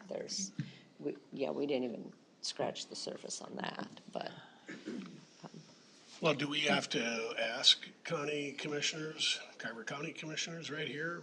I think I know the attitude of our board about the erasure of this entity, but can we go around? Because I would support the joint resolution. I would support it. So would I. Absolutely. Yeah, yes, obviously. Now, Yes. does that have teeth with Bowser? I mean, is this not something more of a legislative, statutory? Or if Bowser says you're right, then we are free to better pursue it, or? No, there's more steps that you would have to go through, and, they can talk to the specifics. Legislative commissioner is one route you could go. We're trying to go through the steps and the proper channels. The legislature could dissolve it if you chose to go that route. But our board, you went around, Commissioner Ulrich, are you supportive? Yep. Definitely, two comments, definitely supportive of the joint petition. And I think I'm also supportive of, let's try and be leaders and say, State and Bowser, let's look at the whole basin. So my question was, where's, I was just looking them up because I couldn't remember their name, like Friends of Minnesota River Valley. There's some organizations, where are they on this? Would they be, because again, when it gets to Bowser and when it gets to legislature, we're gonna have folks come out of the woodwork, and is there some socialization of those friends we can be doing on early? Because some of them have some influence yet. Do we ever talk to those groups? I think that might be where some of the conflict of interest falls, because of the relationship of the chair to those organizations. He was the president of those organizations, until I said, brought up, you can't fund those organizations from the lower min, donate money to an organization that you're also the chair of. So I think that will be a rough and rocky road. Oh, so he was, I didn't What year is it? see his name here. Who's this current? So the current guy is Ted Suss. Tom, we know him, don't we? he was from around here, SUS. Commissioner, I do believe there are some counties, in having a discussion that we had, that are in probably line going back up the river with where we're at, and that this needs a bigger look than just the Lower Min or just Blue Earth County trying to do this on their own. He talked about several success stories of the soil water conservation districts that have done good work out to the west. He also gave us an example of some of the work they've done in Red River with the big issues up there, and how some counties and locals came together to do some good work that then got state support for the Red River. So I think I don't know what the right model is, I don't know what the right way to do it is, but I think there's some interest beyond just the Lower Min is responsible, and we're gonna collect a fee when the water hits us to try to clean up the river back upstream. And there's no way to do that, there's no statutory way to do that. And so by suggesting the only entity that can take care of its namesake is the state of Minnesota, but working together, local SWCDs and folks can help implement some of those projects. I mean, the things we're talking about today, river studies and the MJT and erosion, that's all from that flow and how fast it's getting there and how much more water it's seeing so much more quickly.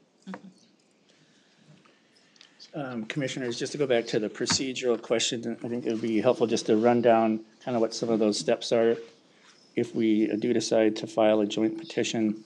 So under state statutes, the petition needs to be either initiated by the Carver WMO or the Scott WMO, or jointly, both of our WMO governing bodies would initiate that petition.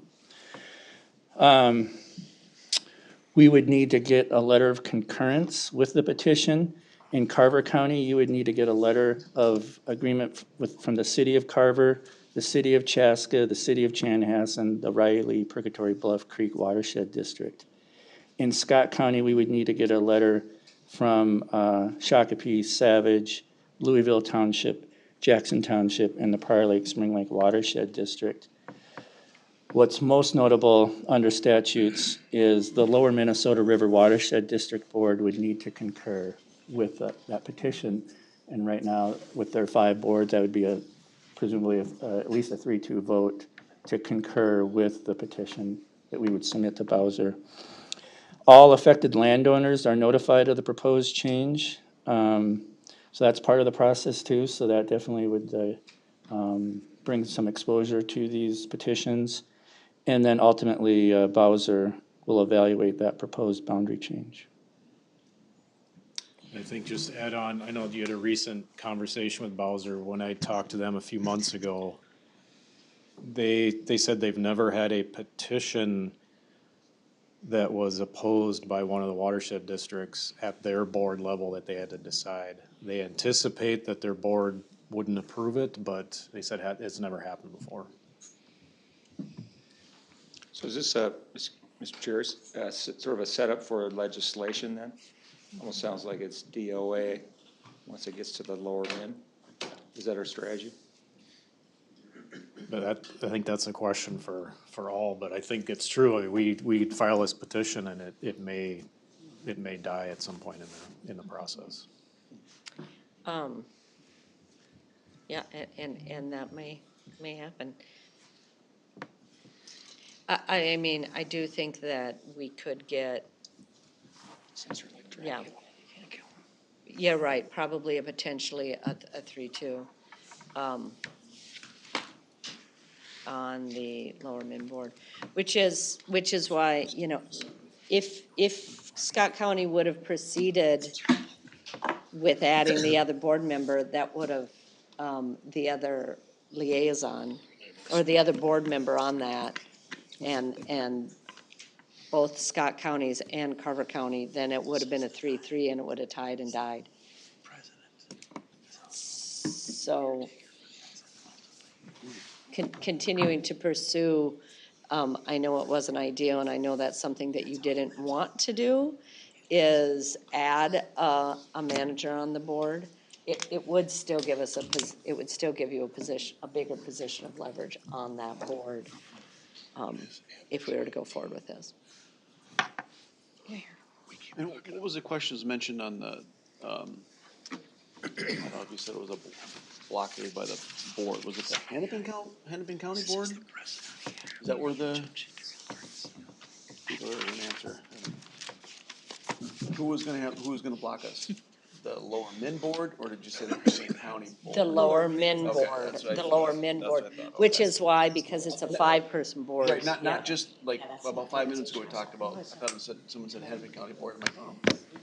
The Hennepin appointees to the lower. Yeah, That's- but yes. the Hennepin County Commissioners would be, it is my guess, are, have no idea what's going on in Yeah. this. They have Well, that's- other fish to fry. Who's Eden Prairie, so it's like Lundy? No. What was that? Just trying to think, who's the Hennepin County Commissioner who has most of this in their district? Who's Eden Prairie? Debbie. Debbie, yeah. Oh, she's Litchfield. Oh, she has Eden Prairie too? Okay. Oh, Debbie. Well, and we're gonna send Paul over to talk to Raleigh Purgatory, and they would maybe side with Lower Min. Well. Don't send me. No, right, we wouldn't dream of it.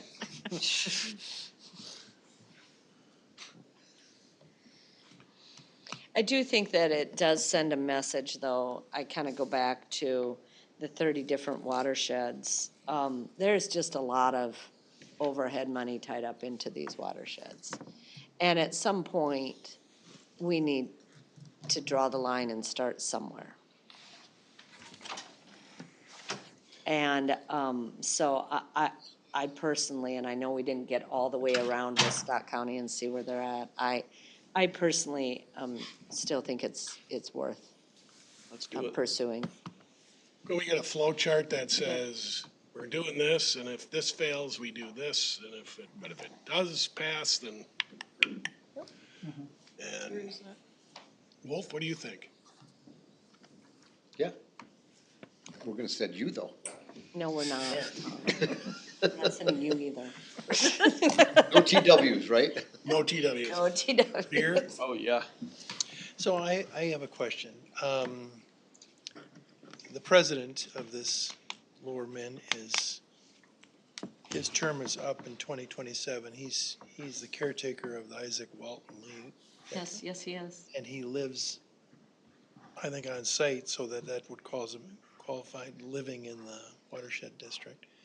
So his term is up in the 2027. If we took the offer of having another vote, and, I mean, that's not a commitment forever that we wouldn't seek to leave. I mean, would it make sense to play a little longer game and take that vote and then at sometime in the future? And then wait him out. I mean, it's not a bad strategy. I do think taking that other seat is still a huge advantage for Scott County. Because if our appointee behaves, which I had an appointee that didn't behave, so now we hopefully have one that does. You know, tying is a failure as well. 3-3 is better than a 3-2 because it still dies. They'd need 4 votes instead of. Mr. Chair, we can send I thought it was a letter of board minutes, one of the two, that specifically said, yeah, you can have another appointee, but you can't pursue blowing this organization up. I thought, was it minutes of a meeting? I'd have to look Yeah, back it at was my the files for minutes, it. I think. Well, how long is that effective? Well, I don't know, but you'd have to get over that hurdle. But to me, that just upsets me, right? It's like, really, you're gonna hold us hostage to not. Well, here's the thing. Well, I mean, that's Wait a minute, wait a extortion, minute. attorneys, isn't that extortion? One board can't obligate another board. So if we did it this year and have elections and a new board of commissioners, I mean, well, that was the old board. Right. Well, I don't think that's something you'd wanna agree to at all, quite frankly. Well, I mean, I don't think that's legal. Feels like there's enough compelling reasons that you could move forward with this joint petition or at least have the conversation with the Bowser and whatever else. It just feels like there's enough here to, like, come on, get them on record. Like, this makes sense. I agree. And I think one thing I can add in is that kind of note at the bottom of this slide, and Commissioner Workman, you kind of referenced it, it's a flow chart, so I think it gets us as a step in the right direction. It may lead to a different boundary change proposal after we talk to some of the cities and watershed districts. I know when we met with the administrator, Lorman, he seemed perfectly fine with, well, we'll just manage the river. You guys do everything else, which would be a very different boundary. And that's not saying this is where it should go, but I think the conversations could generate something better coming out of it. Well, and I have had conversation with the mayors of Chaska, Carver, and Chanhassen about this as well, high level. Haven't talked to Riley Purgatory, and I know you've talked to the city administrators as well. So, you know, we have primed the pump, at least on our side on this. And That's right. Jody has done an enormous amount of work on Scott County side. Yeah, we've talked to both Shakopee and Savage, and they were supportive of it. Yeah. Wouldn't that piece of Lower Min anywhere near Riley Purgatory become a part? I mean, we're not getting rid of watershed. No. We're not getting, they're still gonna have a watershed, right? We're not gonna, Well, they're having their own conversations about changing boundary, because we talked about the political boundary around and part of the Mall of America had been carved out and put into a different watershed. So, I mean, they're having their own conversations about, it's a big canoodle, because everybody's talking about changing the boundaries of the watershed, and it's like, who goes first?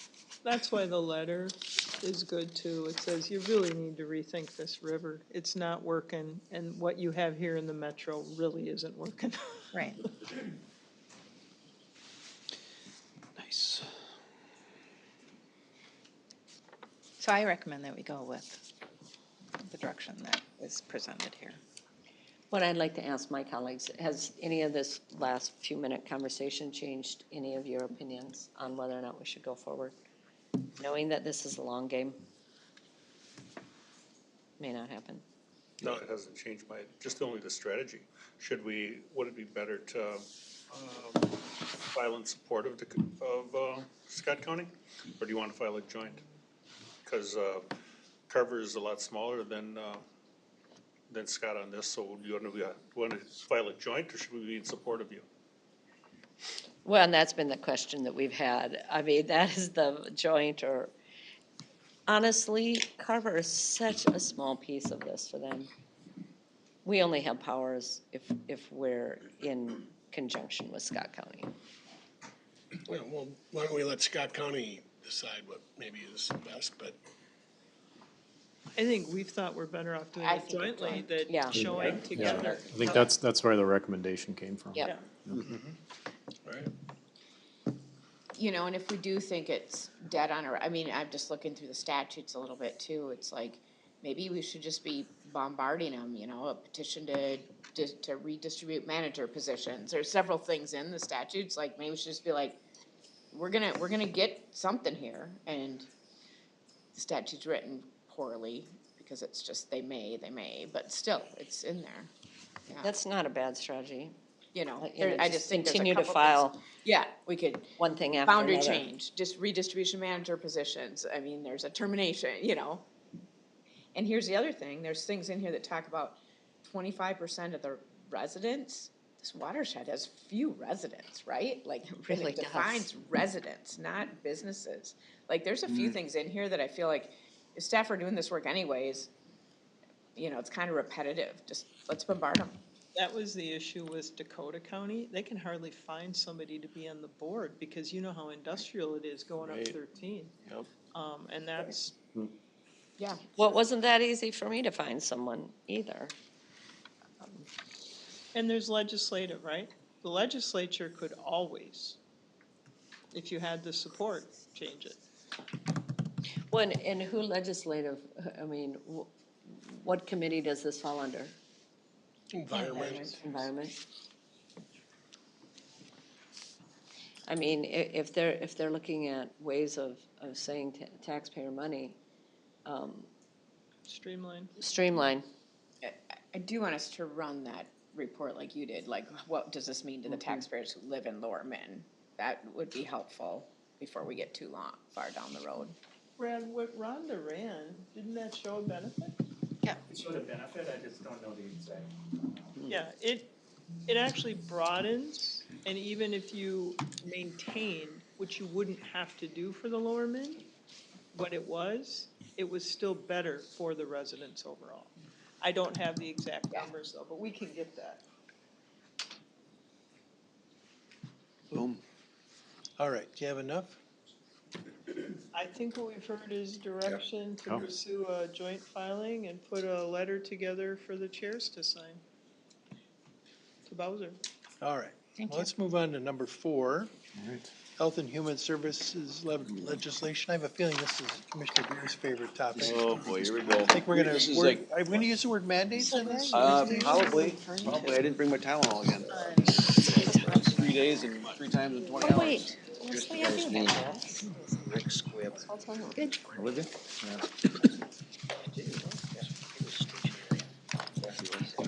All right. Cancer. Mr. Chair, Commissioners, good afternoon. A few of us left here. Yeah, I was gonna say, how did we clear the room? I don't, Good, everyone to leave. Don't take it Including personal. that's right. Now that the water people left. That's right. For those of you who might not know me, Barb Dahl, I'm the Health and Human Services Director in Scott County. And good afternoon, board chairs and commissioners. I'm Heather Goodwin. I'm the Health and Human Services Director for Carver County. And just, sometimes it's useful to kind of maybe, you know, I'm gonna talk to you about system modernization here in a sec. And, That old, is it? okay, here we go.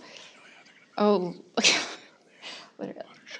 okay, so, just we thought it might be interesting just to see, like, we are actually pretty similar in scope for health and human services. Just with our economic assistance departments, behavioral health, housing, children's services, aging and adult services, public health. We have community corrections. We are a CAA county. JAF stands for Juvenile Alternative Facility. That's located in Jordan. And we also have veteran services. I don't know if you have.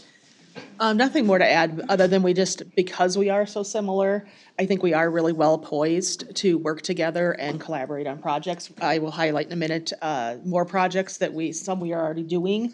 But I do think because of how we operate, how our programs, especially in health and human services, are set up, that we do have a lot of alignment to be able to partner. And now, like I say, we're gonna have to roll. Oh, it works. Arrows. Did it work? Arrows. Perfect. Well, yay, we got it to work. Technology, I love it. So I will just start us out on the positive, because let's be clear, our PowerPoint from this point will go downward. It's going to go the wrong direction. So going to start us out with the fun stuff. Some of the things that Barb and I worked together already on, some of the successful partnerships. The first one is Heading Home, Scott Carver. That is a collaboration between our two housing areas on our family homeless prevention and assistance program, our coordinated entry. We often are sharing each other's hotel sites for our shelter services. Those two supervisors, I'm pretty sure, talk every week, if not almost every single day. We share trends and gaps in communications. I think one of the great pieces of this partnership really is the consistency of implementation, kind of the programs. We have a lot of folks who move back and forth across the river. So someone may live in Scott County this month and they're in Carver County next month. And so I think it's a great benefit for the clientele we serve to have a lot of consistency in those programs. And it actually has really benefited us with reporting to the state. One thing that came out of the Heading Home project, and this will date us back a bit, but was when we were paying for weather vouchers, emergency weather vouchers out of county funds. And then we jointly were able to do that reporting and application to the state, and were successfully able to garner state funds for that specific voucher kind of program. And so just one example of some great work done together. Supportive housing, the Volunteers of America, this is a more recent partnership as Prairie Point is getting built, and I think maybe it's getting pretty close to starting to move some folks in. Are they moving folks in? I was gonna say, as we speak, I think probably. And so we have, this is a supported housing site here located in Shakopee. It's across from the My Pillow factory. If folks don't know, might know where that is. We did contribute one of our demo beds. We've contributed some local affordable housing aid funding towards our Carver County residents that will live in that facility and need those supports to stay there. Again, a great partnership. We're working with Volunteers of America, who's a supportive housing provider in that facility. Mobility management, NEMT, Transit Link, I think most folks are familiar with that. That partnership's been around for quite a long time. Commissioner Fahey is our Carver liaison on that mobility management board. I'm not sure who is from Scott. I don't know if that. Oh, Commissioner Ulrich, wonderful. Again, this service is really focused on persons with disabilities, older adults. We're expanding dial-a-ride and some circulators out into western part of Carver County. Again, this is really offering folks access to medical appointments, getting their prescriptions filled, those kinds of things. Just want to do a shout out and kudos to Alan Herman, who is a Scott County employee, but has worked for years between Scott and Carver together, and his leadership is really leading this project and this partnership for both counties. One more, Women, Infants, and Children, that's known as WIC. Folks are somewhat aware of that. Again, Carver and Scott pooled their state dollars from the Minnesota Department of Health to be able to kind of fund program staff. Again, Scott generously employs those staff for us, and then there are WIC sites in both Carver and Scott counties. Lastly, Veterans Court, again, that's a fairly recent move as well, this last year, where Carver and Scott combined funding and resources to really sustain this highly effective, it's a really impactful program. The veterans who have come through this court have been highly successful. Again, we moved the coordinator for this court, shifted from Carver to Scott for efficiency purposes, and really the court now that's used for this Veterans Court is here in Scott County, but does serve both counties.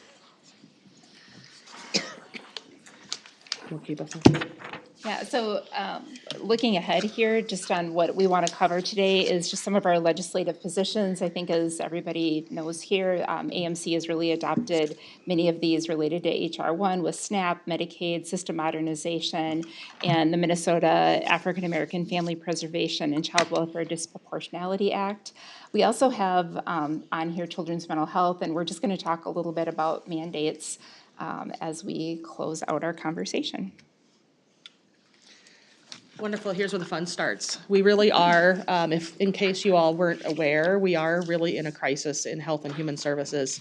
When you really look, and I know both boards, I'm sure, are very familiar with the cost shifts from the 2025 legislative session, new requirements from HR 1, the Big Beautiful Bill Act that was passed mid-year last year, antiquated technology, which there's lots of conversations happening around that. And again, really no new money except for property taxes.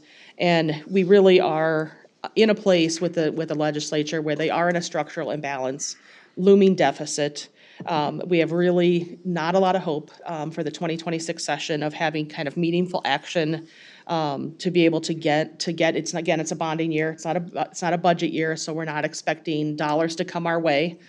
So you really are starting to pile that on with really some uncertainty with the federal government around a large swath of services in health and human services, Medicaid, SNAP, TANF, Social Services Block Grant, all of those things kind of being thrown in the air right now as potential money being cut off from the federal government. So when you pile all of that together, I mean, it really has left counties playing defense and county boards really having to make some tough decisions.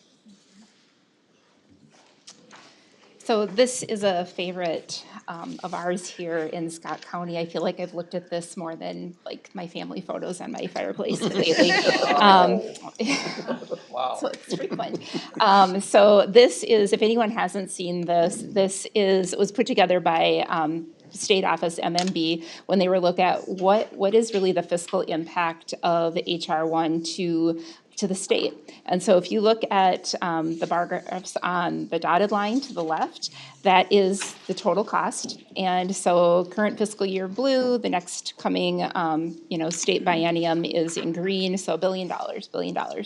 So then toggle down to all the way to the right, look at the last group of bars, and that is what is really the impact to counties. And I think it's the large green bar, the $496 million that really, I think that's the most startling aspect of this as we look at what some of these impacts will be. So if we drill down into that a little bit, we have SNAP as one of those. And so if we hit each of the areas that this impacts, you have the SNAP, the administrative share. So if we were to look at how is that funded currently, if we're going to operate SNAP, and if you're going to take a circle and look at how that payment is, 50% of it currently right now is paid by the feds, 50% is paid by the counties. That is for the operation of it. The benefits for SNAP are currently all paid by the federal government as of today. When October 1st of this year comes, we will lose 25% of that reimbursement that we're getting from the federal government. In addition to that, we have SNAP work requirements that have been implemented or have started. There's been a few, I will say, false starts because we have the federal fiscal year began October 1st, and as we know, there was a federal shutdown, and so that has created, and then we've had a series of just other challenges in just running that program. In addition to that, we have the SNAP, the payment of SNAP for the actual benefits. And so you might hear a lot of what's called a payment error rate. And so I just want to talk about that for a minute, because I think with so much that has been discussed with fraud, you might hear people say payment error rate is fraud or there's a tie to fraud. And so let's just look at Scott County as it pertains to this. And if I were to give you some of our data from 2024, so we had 4,000 SNAP cases in 2024. 10 of those were pulled for a review, so 0.3%. Of those 10 cases, $2,113 was issued in benefits of the ones that they reviewed. We had $149 in error, so an 8% error rate. An 8% error rate on here, as you know, will be a hit to the state. So I think the other interesting part of this is that errors count even if they're not from our staff. So if a client doesn't turn in something correctly, and 45% of all errors are related to client errors. So I think we're going to have probably do some work on language, on talking points, that error rate does not equal fraud, and how it's calculated currently could cost the counties a lot of money. So I think that's why this legislative session in particular, we have two legislative approaches. And one is in regards to that 50% administrative cost. Right now, we're looking at a starting point on the language for that to say is that the county shall bear no more than 50% of the cost. And that's important because we don't want to say that the state shall match the federal, because what if that changes again? It goes down to 5% on the federal. We don't want to pay any more than we are paying right now. I mean, ideally, we would pay less, but just to put a price tag on that, that is $39 million, the shift from the federal to the state, and it's $31 million to counties, so $8 million the state is having to absorb. In addition to that, the payment error rate, that cost is, I believe that is $86 million. If we were to look at the error rate in 2024 statewide was 8.9%, and so that is $86 million. So if we are below that 6% rate, it's zero, right? That'd be great. That would be great. Like we should strive to that. We should work on that, and we have some solutions for that, mostly as it pertains to system modernization. But right now, we're not there yet, and so we had to have another bill that the state shall pay all of it, because this existing statute is that the state shall pay half and the county shall pay half. So that needs to be changed. So we've got some bill language drafted there. Barb, can I just double down on that slide? I mean, that's such big dollar numbers, and I think we need to have the same language. Like, we're talking about a federal program. SNAP is a federal program. Yes. And already, we were paying a cost of administrating it. It's good of us to administer it, right? like, I think we need to remind people it's a federal program. It's not our program. I didn't make it up. You didn't make it up. We need to say that. And then like, I just think we have to outlaw saying air rate because it's not an air rate. Sometimes it's even, we gave somebody less money than we should have. Right. It's a share of of paying a benefit. We should not, as a county, be paying a share of a benefit of a federal program, again. So I think we have 8 more of these to deal with, but on this one, I think how we say it and who we're talking to on this, this is one, you know, there's several others where we gotta talk to the folks in St. Paul, but we gotta be talking to our federal representatives about this and say it that way. Your program, your SNAP program. Yep. And this is a benefit share, which, I don't know, our property taxpayers do not think they're paying for a federal program in their property taxes. And here we go.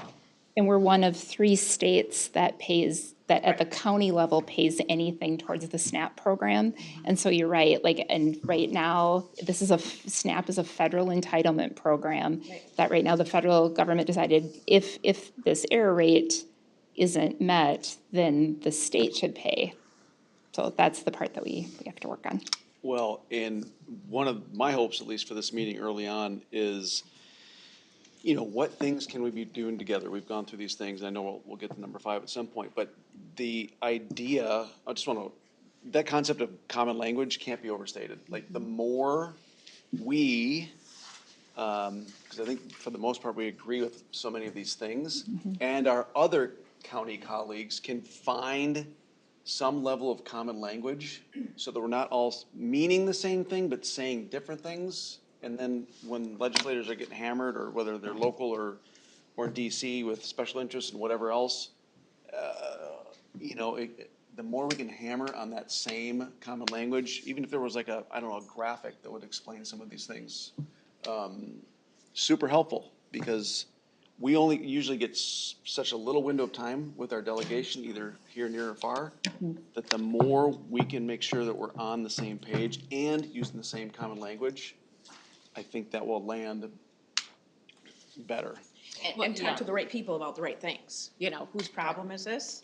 Sure, we're gonna talk to the state about it too, but some of the things we talk about, federal has nothing to do with it. For Federal sure. has everything to do I mean, with it. that's kind of just more of a global thing, because we do have our, we're talking about federal, and I don't know if this is the right time to talk about this, but it does feel like early on, the governor's budget came out about a year ago, whatever, I think it was January, whatever, and boy, we were like, right, digging in on that fast and furious. Then the federal thing started kind of playing in that shift, and so we kind of have all collectively shifted the federal.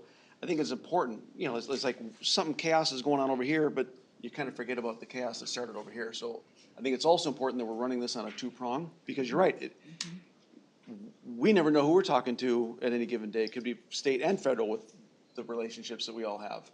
So making sure that that common language and common goal and graphics or whatever, state or fed, it doesn't matter. It's equally important. So that was one of my hopes, to talk through some of these things so we could find the common ground on what we're like sick and tired of being sick and tired about. And really having a collective effort to push back on some of these, because enough is enough. None of this stuff is sustainable. Like, we all know that. We all know this. And so how do we best push that resistance back up the pipe, as I always like to say? Flush twice is a long way from St. Paul. Flush twice, 3 times is longer. And I don't mean to be crude, I don't, but that's just sometimes how it feels, right? I know. So the more, like, sitting in those AMC or other type meetings like that, you realize the power that's in that room if we can at least coalesce around some of those things. I am aware AMC has developed a 1-pager that includes the 2 bills from HR 1 and also system modernization. And then they're in the process right now of working on individual 1-pagers for each topic that go in just a little bit more detail, just wanting to make sure that we're on the same page with talking points across 87 counties. So that's good.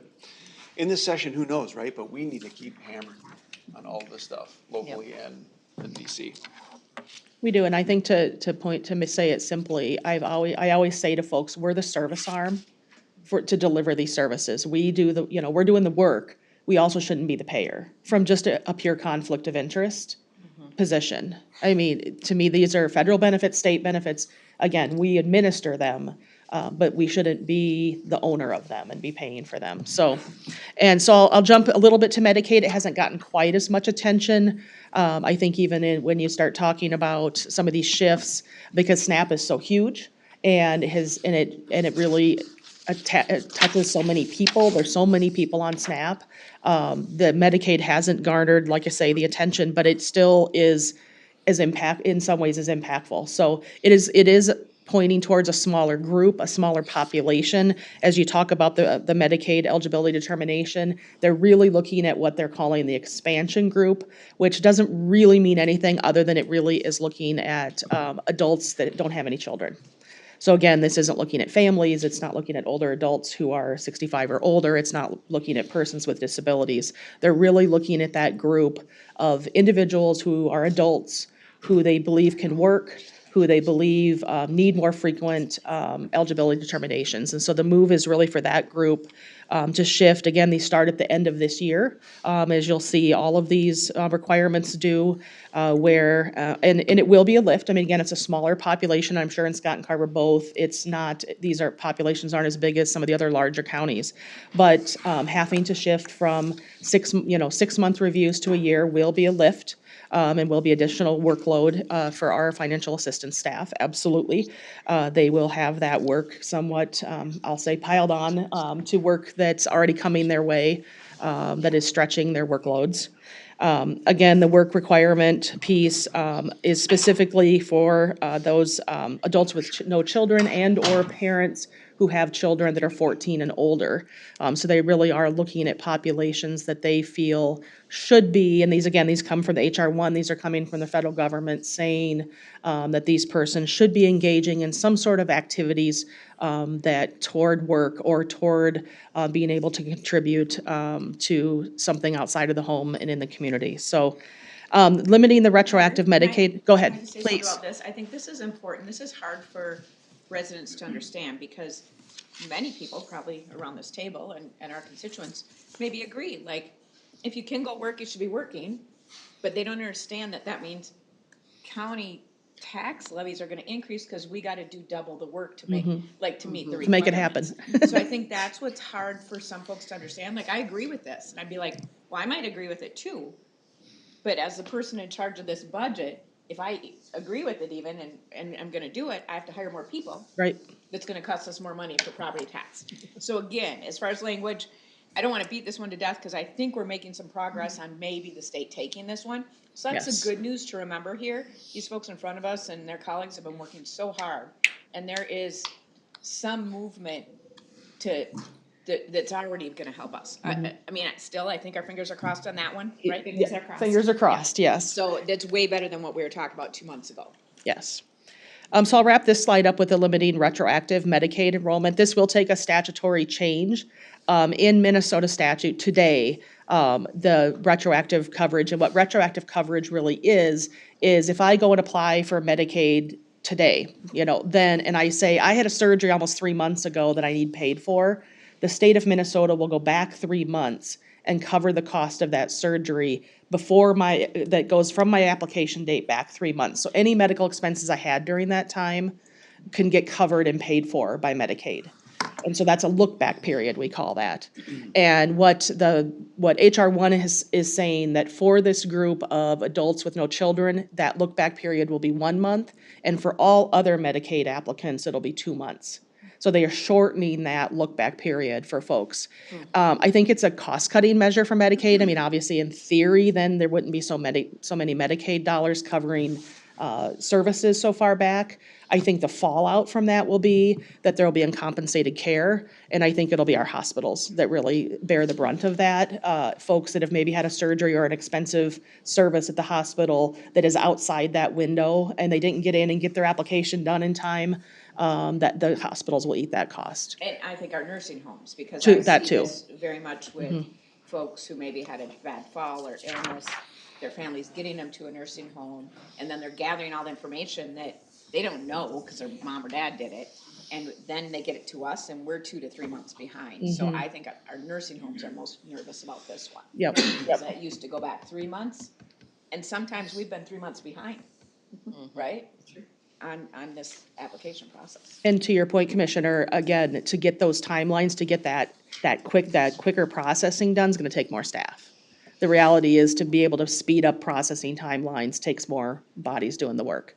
And counties don't have it. I mean, so it is what it is. And I do think, and while people are sitting in the queue, and again, and what we're seeing in Carver is then, even now with the 3 months, as you start getting closer to that, the calls ramp up from either family members, and then I've got workers taking calls all day instead of processing the applications. And that's a dance that we're trying to balance all the time around that customer service piece and talking with folks who are getting concerned about their applications, and then just people being able to find enough time to actually do the work, to get those applications through. Again, and we're talking, I'll say this for our administrator's benefit, he likes this term, we're talking green screens, we're talking MET systems. I mean, these are these systems, again, that are archaic, they're outdated, they're slow. They take a lot of time to process, work through them. So I'll keep us rolling. Again, and I'll start with this again, as Commissioner Beckman-Brecky already mentioned, we are keeping our fingers crossed. We're doing a little, we're doing kind of little, holding our breath with this one, hoping the state will look at taking on some of the work requirements, data entry for the Medicaid population. Again, they're not looking for SNAP. This would just be for the Medicaid group. Still a win, but I wish they would look broader than just Medicaid and be looking at the work requirements for SNAP as well. But we'll take what we can get. We'll keep you posted if that comes through. Again, we're waiting for some response from the state.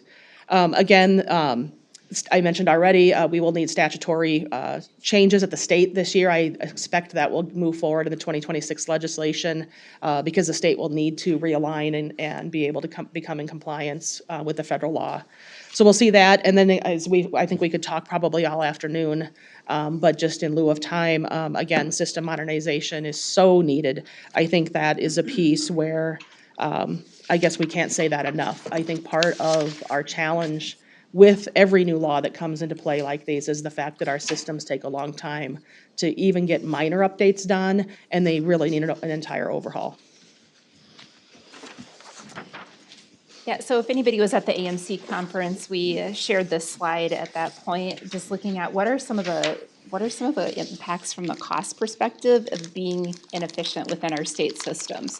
So we took, our colleagues across the state took just 4 areas of inefficiency, or kind of greatest inefficiency. One was duplication of data entry. So this would be people fill out an application online, but then when it comes to us, we actually have to print it out or pull up another screen and manually enter it ourselves. So that's the cost across the board of that. Number of times we do it, total minutes wasted, hours wasted, and then number of FTEs across the state. What's that cost?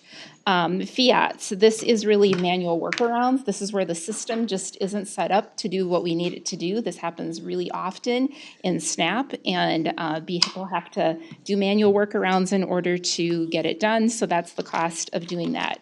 Outdated notices. The system, we have to notice clients when we make changes with their cases, and sometimes the information is incorrect, and we have to do a workaround. Then you have manual ex parte is renewals that sometimes they are not set up correctly, and again, we have to move outside the system to manually enter that information. So in total, just from these 4, it's $23 million or 272 FTEs that we could maybe find other things to do if these systems worked better.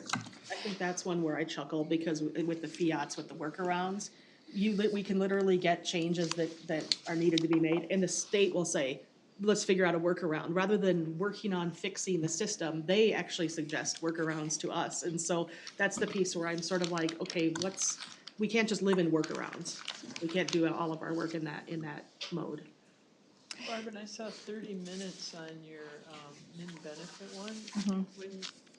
That can be up to 45 minutes to an hour, can't Right, it can be, yeah, right. It can take longer. We didn't want to exaggerate on any of these, or didn't want people to think that we were. It took 45 minutes during the AMC session. This is a tight presentation. Like we don't want anybody poking holes in this. So So, yeah, so I really, so the recommendation has really been around kind of a three-prong approach or three-stool approach. And so the red we'll call is really the state responsibility. There are ongoing requirements. There are things that are on fire right now that the state needs to do to get done in order to have our payment error rate, which we're on the clock for beginning October 1st. And those things aren't implemented. And some of it is because there has been a lot of different things happening that we are all aware of, but because of that, we don't have some of the things that are needed. So that needs to be done. State responsibility, ongoing requirements need to be met. Then we have immediate bridging relief. We're gonna go through that in just a second, along with a long-term model. Like, we need a plan. Our state needs a plan when it comes to systems. So if we were to look at what is bridging relief and what are some examples of that? So we in Health and Human Services like to use words that like your average person on the streets, like, what are you talking about? So like blue zone scripting collaboration. So this is really, think of this as shortcuts. There are things that they can do to our existing Maxis system that would create efficiency, so shortcuts, okay? The next one is graphical overlay to the green screen. That is a little, that is the picture here in the corner. This is something Hennepin County has led on. So think look and feel would be different, and there's some efficiencies involved in that. Like, you could actually use your mouse. Like, we can't use our mouse right now. And so there could be some efficiencies that are gained there. Artificial intelligence. So with this, I think efficiencies, but also think, let me give you an example here for the SNAP. For SNAP, we have, in order to determine eligibility for somebody for income and deductions, these are the two that have the highest error rate. There are over a dozen manuals with 300 different pages that they have to refer to every time they have a change that has to be made. So we have all probably used AI within the last year and have seen the efficiencies that it can create. There's got to be a better way of, and some of our counties like Olmsted County, Stearns County, Washington County are starting to lead on this. We need to be able to spread this across 87 counties and create efficiency. Data Depot, we don't really have access to our data. I was talking to Commissioner Brennan before the meeting, but like, she went to go testify. She's like, how many people are served in this program? And I was like, I really should be able to tell you that. That's a good question for you to ask someone like me. And I can't give you an answer. So like we need to have better access to our data. It helps with decisions, helps with how we operate our programs. And then the long-term vision. We know that all of our information is in there regarding income because we pay Minnesota state income tax. We know that your information is in there through your driver's license. So address information, income information, like, there should be a backbone that can be tapped into through modernization efforts. We need a longer-term vision and a strategy. It's going to help with efficiency, hopefully helps with fraud and program integrity long-term, but we need to help drive that. All right, well, we'll shift gears a bit to the Minnesota African American Family Preservation and Child Welfare Disproportionality Act. Wow, she should get a standing O. And I keep telling my board that at some point they're gonna get a quiz on these, all these acronyms, because they just get longer and longer and longer. So we will jump in. This is the big one. So just some legislative context. This was signed into law in 2024 for statewide implementation of January 1, 2027. So do the math, 11 months and ticking. The goal of the law really is to strengthen protections for African-American children from communities who are disproportionately overrepresented in Minnesota's child welfare system. One of the significant pieces of this law really is moving reasonable efforts to active efforts with the hope that the extra effort by counties will keep families together. The law also emphasizes the need to utilize culturally specific services and support. So those are a couple significant pieces to this law that certainly, I think, very well intended, but also add cost to the county. The state is conceptually supporting, I think, the work already being done in about half the counties through like our family resource centers. I know Scott has a number of them. Carver just opened our first family resource center in November, but they aren't really offering funding. So they're offering support, and they're saying, yes, build on your family resource centers, wrap those into this, utilize that model, I think, to move the needle and serve families. But I would love to see some funding for those FRCs be built in as well. I'll keep us moving on that. Again, just some backdrop on the law, the purpose. I mean, again, this is, I think intended and written to truly look at some of the disparities that do exist in the system and protect the best interests, promote stability of African American and disproportionately represented children. We all want that. I think there's not a single person that would say, we don't want children to be safe. We don't want children to live in families where they're safe and to be served better. I do think the move from reasonable efforts to active efforts does place a significant amount of responsibility on the county agencies. In the Minnesota statutes, when you define active efforts in the Minnesota statute, it's words like rigorous and concerted and continuous level of effort by the agency. The agency must consider social and cultural values at all times while providing services. Again, much of this conceptually makes sense, but we need a lot more definitions. I think we need a lot more detail when it comes to better inform counties on how we really are going to operationalize some of this active efforts language. Quick question, Vinnie. Please.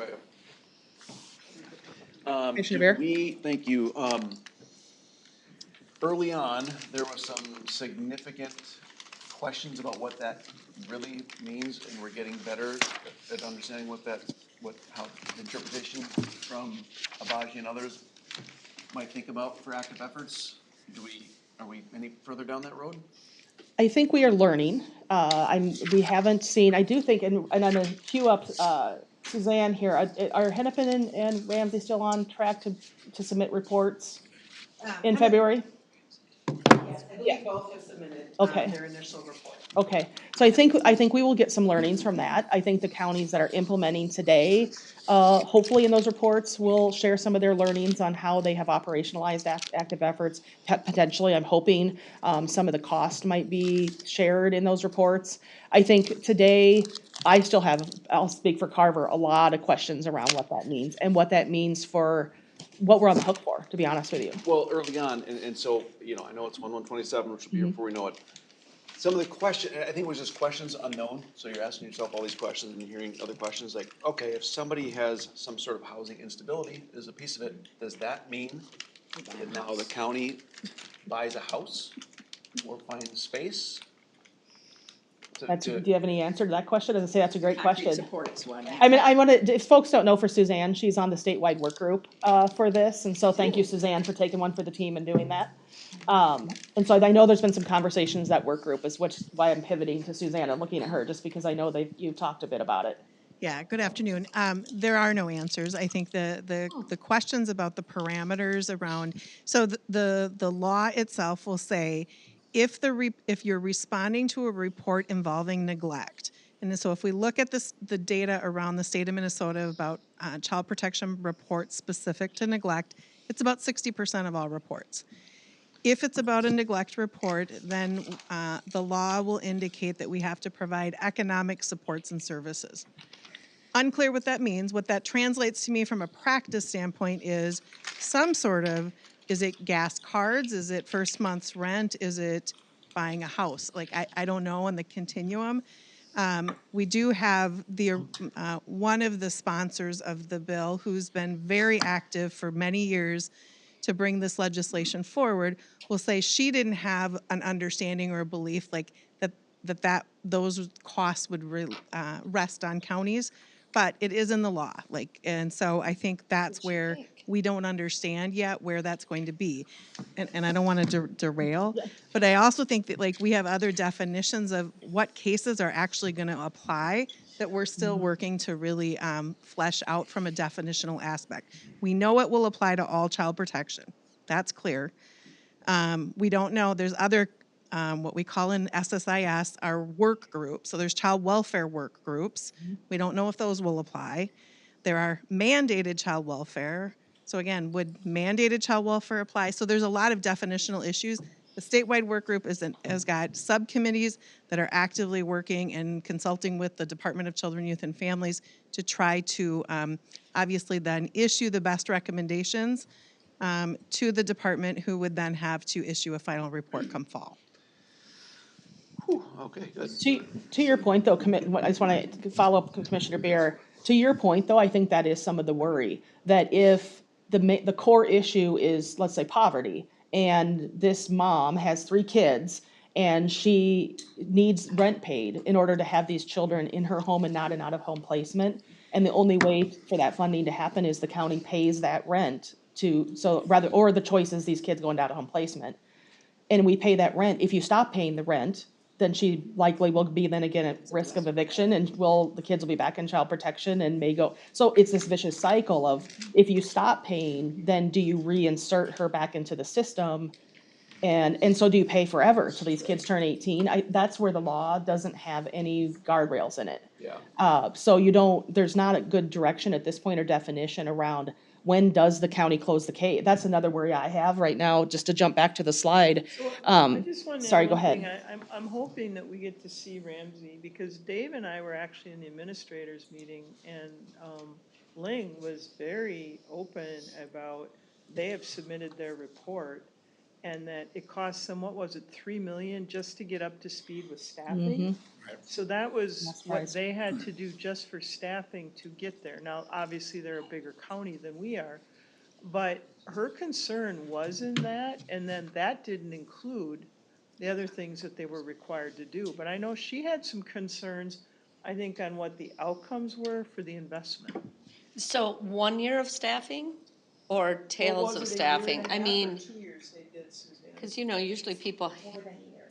Yeah, I don't think it was quite a year and a half, so, 12 to 15 months maybe. Their pilot program. Because they were the two but then what, are they pilots. firing them and moving on then, or are they keeping those staff? Because that sounds like tails to me. They'll have to keep them. Oh, yeah. Well, yeah, I mean, Yeah, to right. meet the requirements. But when she talked of it, there was concern there. So it was an interesting conversation we had, because I know you have an estimate, we have an estimate of what that's gonna mean for Right. us. But, and without understanding the things you folks are talking about. Commissioner Uderman? It seems sometimes we just take these in the shorts without just stopping and pausing them, and I know you have to comply and all that other stuff, but in December, a Hennepin judge ruled that it was, let me just read here, ruled it unconstitutional. Do we have any update on that case? Yeah. Because We if you do. just push, It was the rollout was unconstitutional. phase-in. It wasn't that, the Mhm. law. The law, It's because Hennepin didn't serve everybody who All at once. qualified, because like we know, it's not just African-American children, it's most of our children who are in child protection. So the unconstitutionality was that they didn't do, the rollout was, like, they took like the most Picking and at-risk choosing. kids. So that doesn't help us. It's going nowhere. I mean, it's done. and that's what changed the name a little bit, right? That's why it became. The child welfare disproportionality piece was added. Yes, yeah, But it because still otherwise feels it was discriminatory. Is there anybody pressing on the constitutionality piece. correct, because I know that there's others in your roles, I talked to them at AMC, they're like, nobody wants to say anything, and you're not gonna have the support of Hennepin and Ramsey. Don't have my support. Yeah, I put Hennepin Trust and me. Ramsey together, sorry. $3 million, you don't have my support. I think they wrote it so that that's why it changed from African-American to disproportionality. Yeah, So to get around that issue. Right. The process and how the legislature passed it is, I mean, people have been suing based on that and winning. Well, and keep in mind, the legislature passed it thinking that there were $0 associated with it. So, Well, But anybody who read the law could have thought Yeah. that there wasn't. well, right. Yeah. Right. I like to make it. Yeah, that's political. That's Well, true. and I know folks like you and you lobbied, you picked the wrong two pilots, right? We can't do anything about it now. Right. Right. But when you're already operating that way, like a Hennepin is, it doesn't tell what a Lockheed Paro or a Scott and Carver or a St. Louis County have to do. Yeah. And so that was the other comment that I thought I heard from. Yeah, that was terrible that they just picked those two columns. Well, and to Administrator Vermillion's point, to get back to the slide a little bit, I mean, what they're recommending is caseload sizes of 1 to 5 or 1 to 8. And I ran ours this morning, I did a report, and our average caseload size right now is 1 to 12. So if you do the math on that, if my workers are running 1 to 12 cases and they've got to reduce down to 1 to 5, I'm basically doubling the staff to be able to be in compliance with this law. So it's, I mean, just straight math. I mean, that's just the reality. So to Ramsey's point that it cost them 3 million to add staff to be in compliance, they probably were much in the same, or similar situation where you're dramatically having to change your staff to client ratio to be in compliance with this law. And the reality is, I mean, that's adding staff, and I mean, at least Ramsey and Hennepin got the 2.5 million startup money each. We're not even looking at that for for other counties who are launching. And so, Yeah, that's what she said, they were behind in staffing, but this really demanded they increase. Wait, I know there's the pilot, Hennepin Rams, you got some money. they're implementing. Yeah, and did you say, that there are other counties looking for money as if there's gonna be money with this? I just wanna make sure I heard that right. Is there a rainbow in here someplace? No. There's hope. That's that's my position. I mean, that's really, and I think that's been AMC's position. I think that's Matt, says Mike, and I don't wanna jump too far ahead here. But just in lieu of time, I mean, we look at Micah, AMC, Maxa, I mean, they do have in their priority that funding's needed. I would say certainly our Carver County, I can speak to that, our position statement's stronger than AMC's.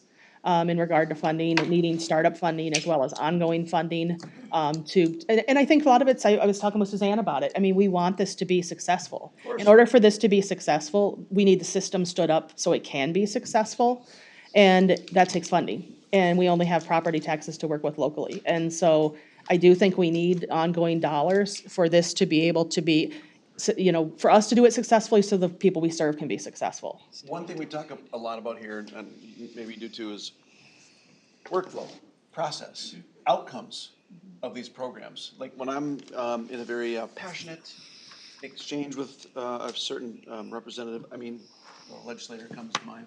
We have great discussions and we can be passionate and still be friends or agree to disagree. We have no say, right? The hands and feet that are doing the work have no say.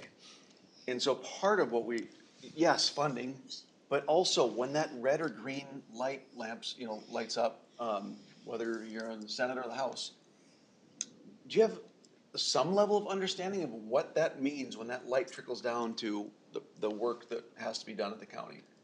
And a lot of times there isn't, some, of course, to realize all of these things that are happening. Do we want success? Like, I'm not even talking about debating the merit of a program, but just the T's and C's and how these things operate, and we want outcomes here. Shouldn't we at least have a seat, even if it's the kid's seat, at the table, to help them understand what they're asking, and they don't ever give the money, which is taxpayer money, I get that. So then it comes down to us to do the work.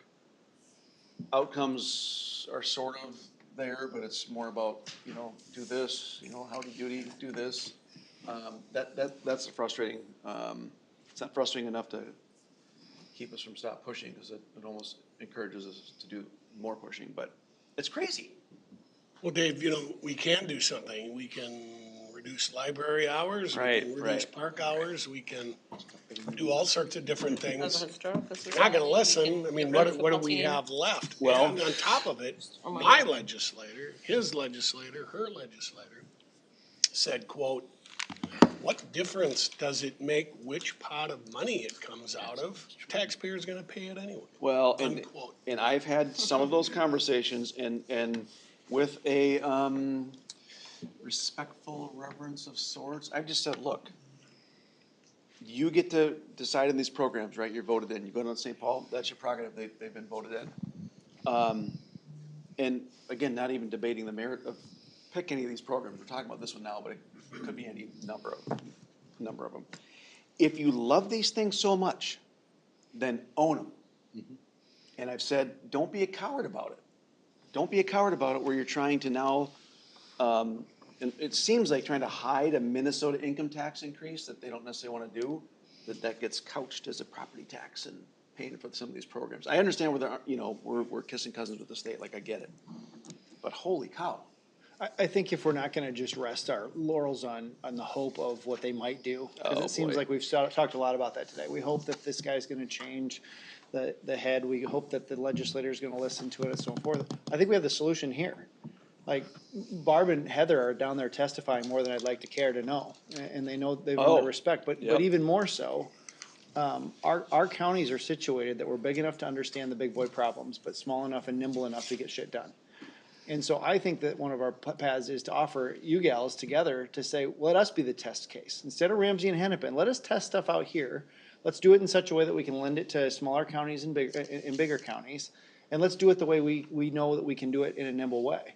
Putting it in Ramsey and Hennepin is politically fine, great, check the box, but $3 million doesn't stretch very far there. It stretches very far out here, and so every single one of those, I think you're leading with language, and I'm sure you guys are close having the conversations, but I know that Heather's leading with the language, she's leading with the relationships, she's leading with the suggestions of the solutions, and I think we also can deploy, and I don't know if it's the Jackson method of getting a bunch of mayors to sign a letter, but I think we can deploy as county commissioners because we have more power than where the population is. It's one of the few areas where if you get the commissioners together, now we have to overcome the hurdle of open meeting and whatnot, but where are those areas that we can get together and say we're gonna be aligned? That's kind of why we're having this meeting, because 4 months ago, we were sitting in a room and we were floating that they were looking at a 20% levy increase potential. And everybody's like, it's not gonna happen.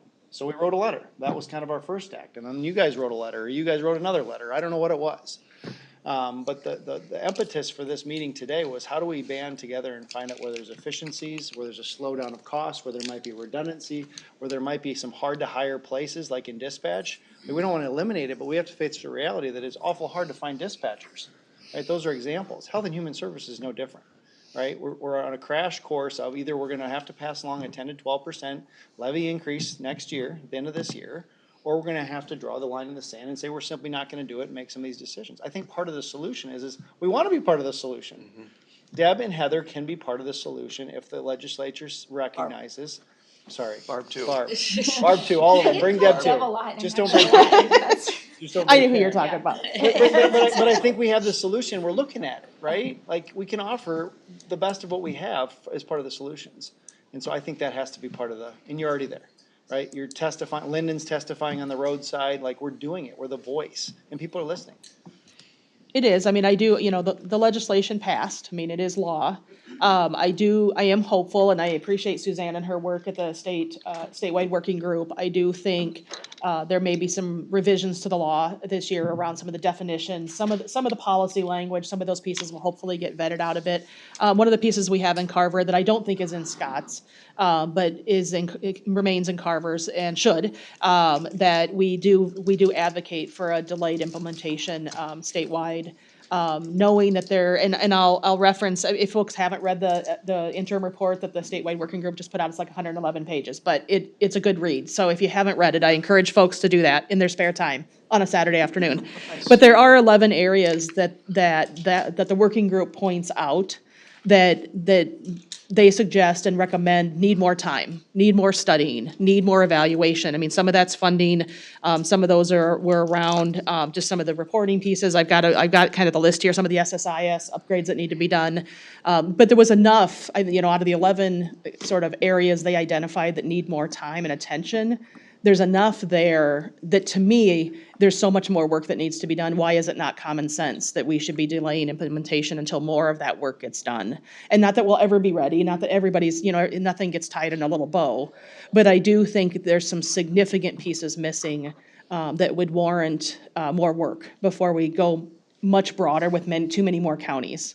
And so I think with that. Can I ask one more question? Kind of as a follow-up to Commissioner Uterman's. Please. Is there an opportunity for another pilot? Is there an opportunity for a pilot 2 or a beta test or anything else? Right now, as Heather said, right now, it's law. It's law, so we're done. 2027. So it's not an option. Yeah, and I think We did offer it up. Right. No, and I know we have, and we have too, and I was just, but no. I think the best chance of success is unified would be delay this thing. Implementation disaster beyond a fiscal disaster. We're gonna have to start hiring staff, put it that way, pretty soon here. So what are we hiring staff for? We don't even quite know, right? Exactly. I know we're in a little bit of a tricky spot when you think about strategy and legislatively. Like, we know for sure that at least within AMC, MAXA, if you look at these 3 bullet points, there's agreement across 87 counties here. And as we think about anything that adds another bullet point to here, that's where we get difference. And that's where it becomes challenging for an association like AMC, who has to represent on behalf of 87 counties to move something forward.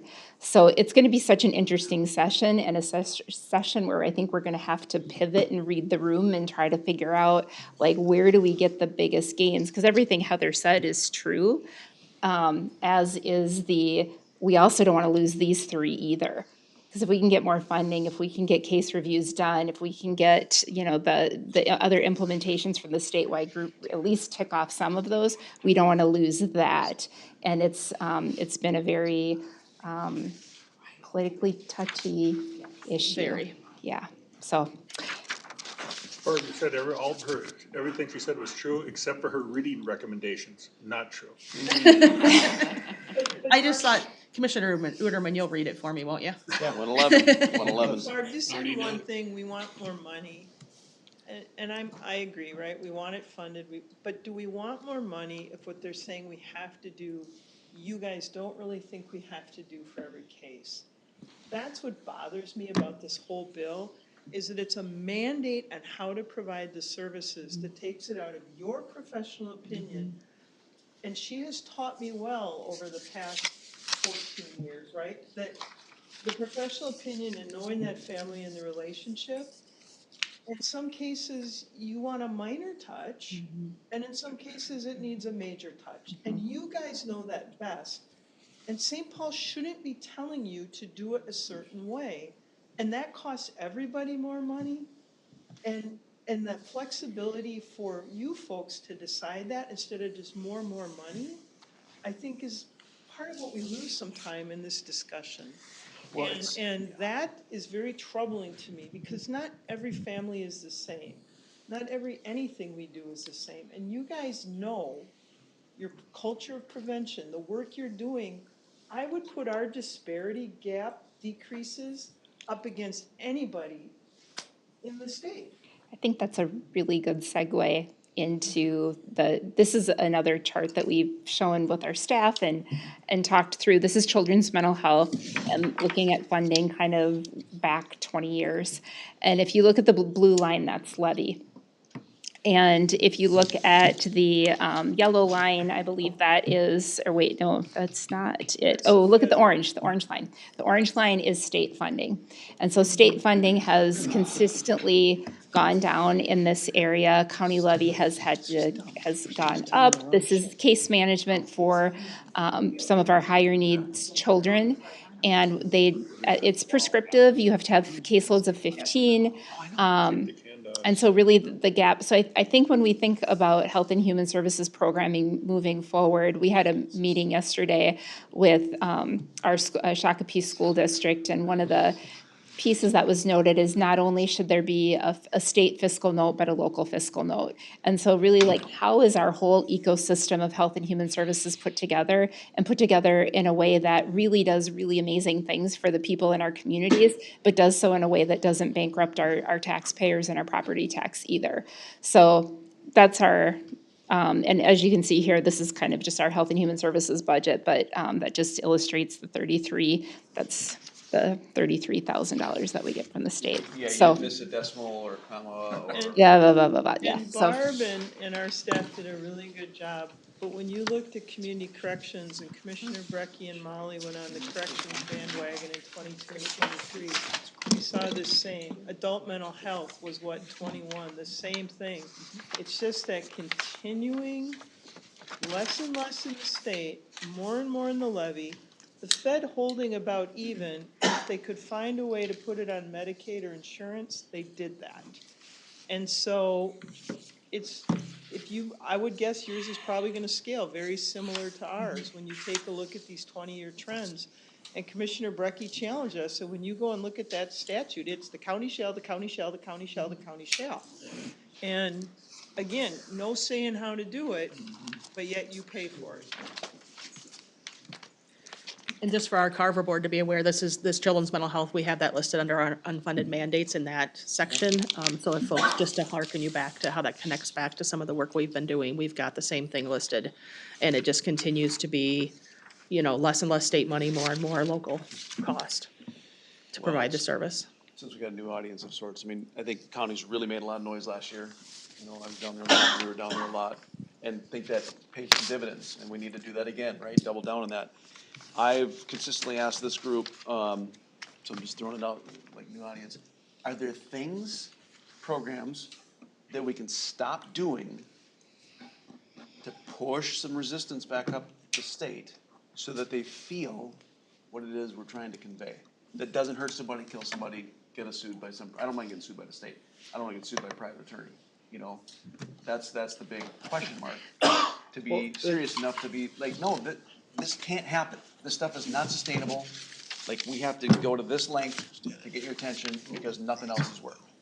Like, are those, I would love to know what those are. Well, the answer is a political answer, because all those things are areas that we're not mandated to do, but they're really favorable among your residents. Yeah, those, we're not doing that. And there's level of service pieces that I think we can do without causing injury, but I think about, we had some really great presentations from our other county departments, and you think about like our highways and how much study goes into the infrastructure changes that's done on a study. Right. This is human infrastructure. Right. Yes. So like, you can't just pull out a bridge and like hope people are still gonna go across it. So I think we've gotta be really thoughtful in our approach and strategic in our approach. And I think that we've got the right people, like at the different levels of government and staffing, that can come up with those solutions. I just hope that our other colleagues that make some laws in other places will help us with that. Well, roads are so transactional and they're not emotional. Yeah. Right? I mean, it's a difference. Oh, they can be emotional. Well, I felt a lot of emotion. By and large, this is more emotional, right? There's no logical reason that we should reduce our mental health reimbursement rates when we know this stuff's skyrocketing. Mm-hmm. It's silly. Thanks for your work. Are we gonna go to 5? We've got 20 minutes for everybody to speak. Ooh, we have 19. All right. We do not have to. That's why I say, Thank you so much. We're cutting our library hours back to the bare minimum and call your legislator. I mean, we know it's pretty thin on our levy what we can cut. I know. Mm-hmm. What are you gonna do, stop seal coating the roads? No. Something that makes noise. So number 5 is discussion on any topic. We need to have that. Commissioner discussion. There's something that I thought of while we're all sitting around here just a few minutes ago. All these things we have in common. Maybe we should join up our 2 counties. I knew you were gonna bring that up. You did? I just thought it like 5 minutes ago. You did not. You mentioned it when you were sitting in my car. Yeah. You guys connect too? You thought it too? Well. What's Leslie gonna do for work? You can have. And there it comes. I'd vote for that. You got them all. Maybe you will, yeah. I'll jump off the ship. I'll be the first one to jump off. Yeah, I mean, we should start exploring it. And maybe it's not a 6 month or a year. Maybe it's 5 years it takes us, but I think there's a lot of synergies because look, we're all pissing and moaning about the cost. There's a lot of things we could do to save money. Yep, I think we have lots of islands and silos in this state, 87 of them. I think there's a pragmatic You guys gonna duke it out, which one is stand? I think there's a paper, rock, scissors. I'll be the assistant, I don't need good questions. Tom, I think there's a pragmatic next step for that, because I don't know, what do you guys have for state? We have 738 people on our payroll. What? 738, where are you guys at? 800 plus? 850? No, if we did this, we'd be 12, yeah. Just a little over 8. So obviously there's layers of politics and territorialism and whatnot, but we have aging communities. You can look at our statistics. What would it look like if we asked our staff to go find the 20 most impactful roles that we anticipate there's gonna be changeover, that are hard to hire, or that we anticipate that they may be moving on in the next 5 years? And come back with a list where we might actually partner together. And I would focus on areas where we might have 24/7 services, that either side has a very low utilization, that's a very valuable service, but there might be a chance to combine those. I know that we have some people, we had conversations today on our board about succession, right? We know that there's people that are gonna roll off in the next 5 to 6 years. But I think it makes sense to ask staff to go find 20 positions for us to have a meaningful conversation where we might be able to partner those. I also think that Deb, Barb, and Heather have illuminated some areas that a year ago I didn't realize that we were already partnering on, right? So celebrate the victories where we're already at. I know that it's probably not right to have the conversation in the next 12 months, but down the road, we're gonna have to look at reasonability of 2 different jail facilities, 2 different dispatch offices. And I think a lot of those, the hard conversations of those, are things that we can have a conversation of, are the technologies even gonna align? Didn't you guys just get done with Workday or something? No, it's, in dispatch, I would hope by end summer, fall, we will be live on the same system as Hennepin County. So we haven't merged our offices yet, but we will be on the same system with the ability to back one another up, which we haven't been able to do in the past. Which means we are going to see improved fire for our fire departments with how they can map. I just learned about it yesterday. It was an interesting conversation. But we will be live with that. And it's taken a while to work through and what would that look like. But the actual bylaws talk about being able to expand that to other counties. Because of all the things, I think you've hit on one. There are cities with 5 and 6 million people, right, that have 1 dispatch center or 2 dispatch centers. We have 7 counties, we have about a half a dozen cities, we got a convoluted radio, cost model. There are things to be done there, I think, that could really improve. Now you could have a couple centers where you have professional development, you have good management, you have the mental health people there, one to help on the phone calls and to help the staff working there. And so there's a lot of things you could do, I think, in that area. I know Dave, he hears an update from, when Hennepin's there, David was there more often, but, as we're moving through this, and it takes time, right? Every time you have a big thing like this, it takes time and you hit something and you gotta work your way through it. Hennepin has to change its whole GIS system because they were the only county in the metro not following the state. So here they're getting pushed to go in a different direction and they're doing it, but it takes time. But what it does is it allows the rest of us to come on board and use that eventually. Or count backwards, just pick 16 years, because that's 4 election cycles, right? Because people think like that.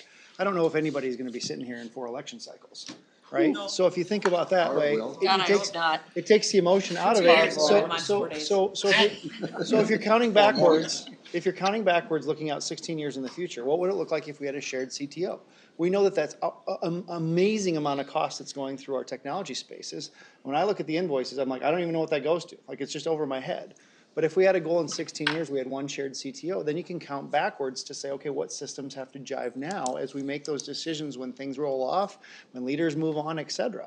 And I think that when you say 16 years out, it doesn't become so personal for people. It's not my job today, because you have the inertia of that piling on top of it. But that's an area too. If we had a shared CTO in 16 years, how do we count backwards to say that happens? Same thing with dispatch. And it's not my decision to make and the sheriff's not in the room, but if we looked at the dispatch stuff and what you guys are on, the system, I'm sure there's some limitations or there's some reasons why we're not on the same one, but could we look towards, does it make sense collectively that we were to migrate towards that once a contract expires, or we have fixed hard costs, or et cetera, et cetera? Those are the types of things. Buying power of Hennepin County brought down our licensing costs. Can you put a dollar amount on it? And redundancy, on a critical Close to $1 million? service. I don't know what the exact amount was, but it was far less than we had expected, so. Which is one part of it, the money. Yeah. But then Right. also the personnel and redundancy. That's right. Which is huge. That's right. Yeah, it's huge. Well, it seems to me, rather than go for this whole enchilada, you pick strategic things that you can do together, and we've been doing that. We just ought to keep identifying categories that we can partner together, whether it's transportation, road projects, whatever it would be. Yeah, we have a joint meeting coming up with Dakota to take a look at the medical director, right? Because they're struggling with jail and medical. We have one nearing maybe retirement, we don't know for sure. But what could that look like, right, from a jail and a public health? So that's coming up. I think emergency management is one we're gonna take a look at, right?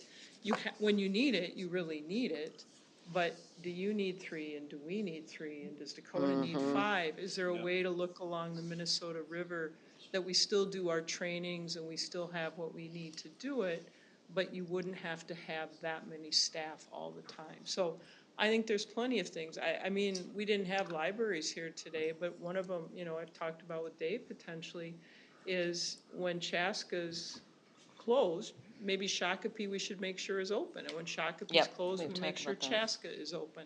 So I think there's things we can do to help our residents that would save and still give a pretty good level of service. What if we reconvened in May and we looked at a list that maybe you guys curate in the next handful of months to I have like substantive that. conversations on that? That's a good to-do list, yep. Do you guys have extended access in your libraries? We started with one library and now we're moving on to others, but that's, the plan is to have extended access in all libraries. Working on Norwood now. Yeah. Thanks, Jake. And Barb, you guys help lead the charge on a lot of that coming on the Scott County side? Yeah. It was the people, I just was a Yep, voice box. yep. Yep, I mean, these people did it all. Well, I mean, we are seeing that there's a lot of things we're doing together. Mm-hmm. And we're also aware there's a lot more things we could be doing together. And there is a similarness to, I think this whole meeting kind of started out that way. So I do think it would be beneficial to, you know, however we come up with these lists, but meet on a more regular basis. I know staff's probably on course more often. Well, another big one too, and it's the elephant in the room for everybody, is healthcare costs. And I know that you guys have had some conversations about pooling costs and there's liability, there's risks to it, but we're gonna be in the midst of, I think, 11 collective bargaining units, and this is gonna be a center focal point. I think our rep has moved on, and so we're in the midst of transition there, so if there's ever a time to take a look at it. So we understand, you're gonna join our study for insurance pool. Yeah, we are assessing that and studying that formally. So I think that's a big deal. It's huge. Right. Yeah, And I the think feasibility study is a big. we gotta charge our administrators with coming up with areas that we can collaborate, combine, however you want to define it. But that really ought to be a task and topic that you work on together and then bring it back to us. I mean, you're in the trenches every day. You should be suggesting to us, hey, we could do this together. Well, and as much as I love this dispatch idea, because, head of dispatch in Hennepin County lives in my district, found that out door knocking, we have to bring in other electeds for that. I mean, we have to really see if, you know, our sheriff would be on board with that and start working on that piece as well. And we've had conversations about, you know, jail's a whole nother topic, but dispatch and jail medical, I'd love to join that conversation. So these pieces, Jail medical, yep. emergency management, probably should have that conversation. You're So, right. yeah, but that's the right Dispatch doesn't have to be under the sheriff. No, like Dakota operates under a joint powers, where their cities come together and the county is kind of the helper, the convener of it, but, so dispatch is different that way, yeah. But our sheriff is very supportive. I mean, Luke's been at it since the very beginning and is willing to look at those types of partnerships. I would suggest that we put guardrails on to say it's not dreaming up ways to spend money, it's where we can find synergies for savings, either in Oh, I time mean, obviously. or in money. And I would also put the litmus on there to say it would be a FTE net neutral. And so this isn't to eliminate people, but as we attrition people out, and I don't know, you guys are what, 10% turnover, we're at 16? We're not at 16, Matt. We'd had that conversation. 15.9. We were, last year we were, I think we brought it down to 13.5. Yeah, and 10% with retirements. So, and they have retirements in their number too. So what I'm saying is I don't think this is supposed to be targeting a layoff. I think it's meant to say when there's attrition that we're prepared. And I'll give a prime example. That's right. Yep. Did a great job when Marty Walsh decided that he was done being our parks director, and we pushed pause on that. We're having conversations with Three Rivers Park District, and I'm sure we'll involve you guys and what you guys have experienced with that. That was a good example of an opportune time when somebody that's been there in a role that typically somebody's in for 20 or 30 years, that's an opportunity to have some conversations. We know those conversations are coming up with other roles. Now it's just pragmatic to plan for it. So I'm not saying that I'm in support of flipping dispatch and it's not necessarily our decision. It's an example of something where other people have found synergies. And it's not even the luxury of trying to cut costs. It's the reality that it's awful hard to find, there's a lot of these positions that are awful hard to find. Yes. We're forced in the position of not being able to, like, if we can't operate, that's gonna be probably more of the case scenario than savings. But I also think it's the need to be interoperable. If you were to talk to our captain over dispatch, what happened in Minneapolis, how that played out in Sibley County, how things have happened over time here, the one in Richfield, Minneapolis, the ability to provide that same information to whoever is responding is critical. And when you hear Scott or Luke or even Hennepin talk about that, that is really, really important. And that's what people need to think about going forward. It's not we have our own, what's the best for the 3 million people in this region? Because you never know where you might be that you're gonna need help. Right. Right. Like right now. Yep.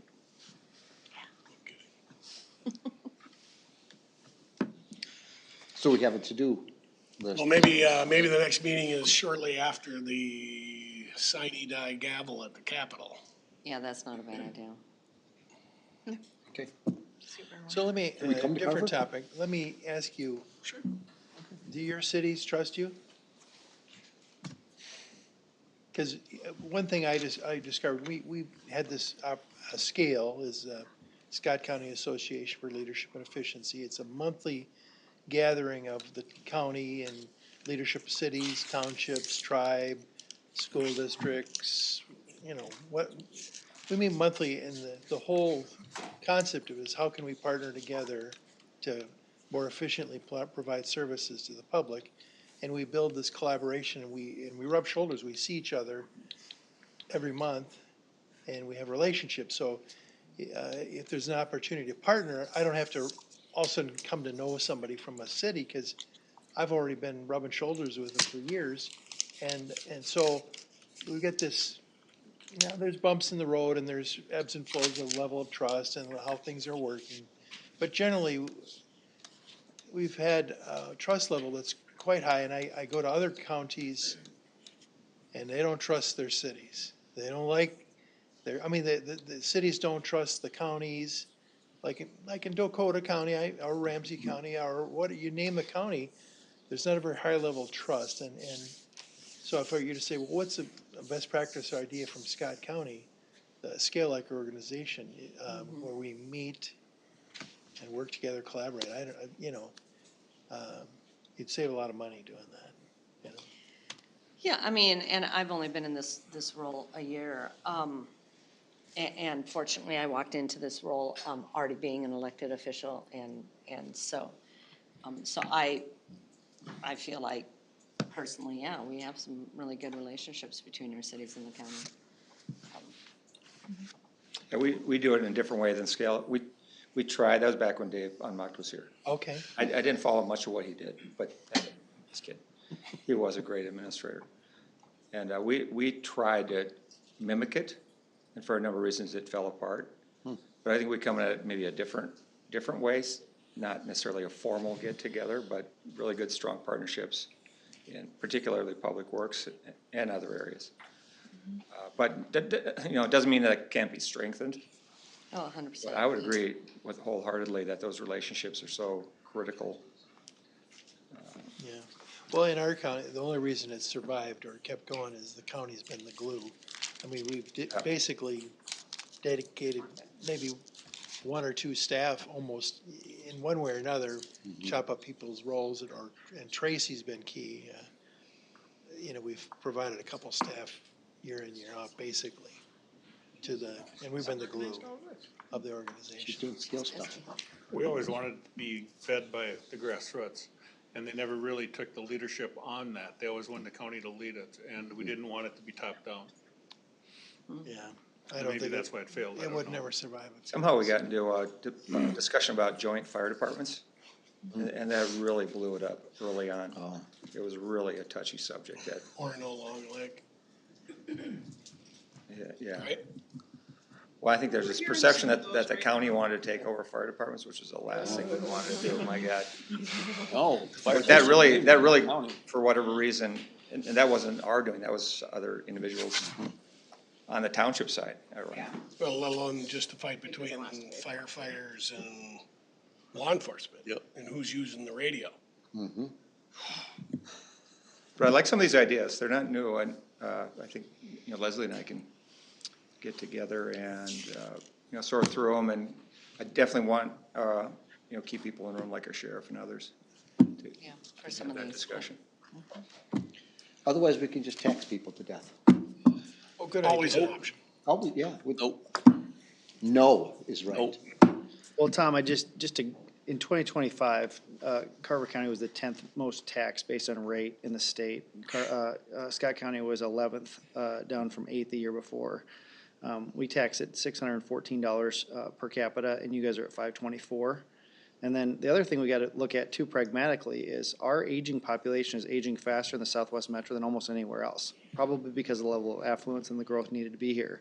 And how wonderful it is to stay here. But that is absolutely creeping up, and I think that there's some places where we can be a little bit more proactive and, dare I say, progressive in trying to attract and retain those up to 24-year-old people, 0 to 18 and beyond. Our biggest export, unofficially, is people that leave for college and never come back.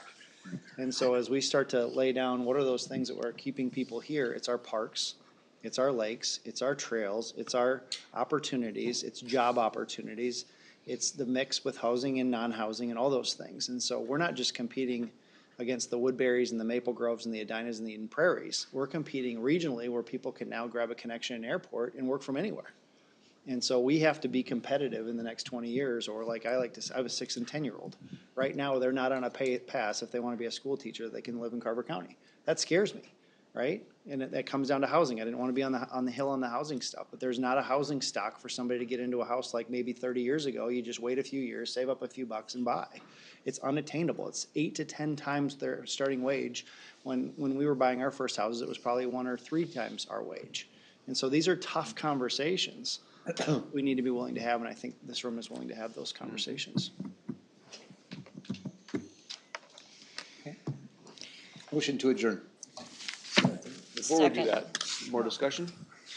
So if we have this meeting in, end of the session, which, fine, May, June, whatever. We all kind of talk to one another, we see each other at different meetings or whatever, to make sure that we're, again, that kind of that collective impact going down, because we'll probably see each other at the halls of St. Paul too, to make sure that we're just beating on the same drum as best we can, common language, again, going back to that. I think that would be helpful as well. That's all I have. And I agree with having staff come back and Leslie and Dave, of course, but, Heather and Barb and, I can have my ideas, but they probably don't matter. I'd like to hear from them, Me too. If it's JAF and our juvenile vets at your jail or what, there's things like we all could be doing, we kind of do together, but we could be doing more together maybe. And I guess that would be helpful for me. I agree with the result and I think we need to be outcome oriented and pick those things that, what should we be doing better on? Because we're not gonna jive on everything, and that's okay. Yeah, that's great. It's okay until we merge, then we can. But. Right. Yeah, until we merge. Carver. I like carrot better. That works. Carrot. Carrot?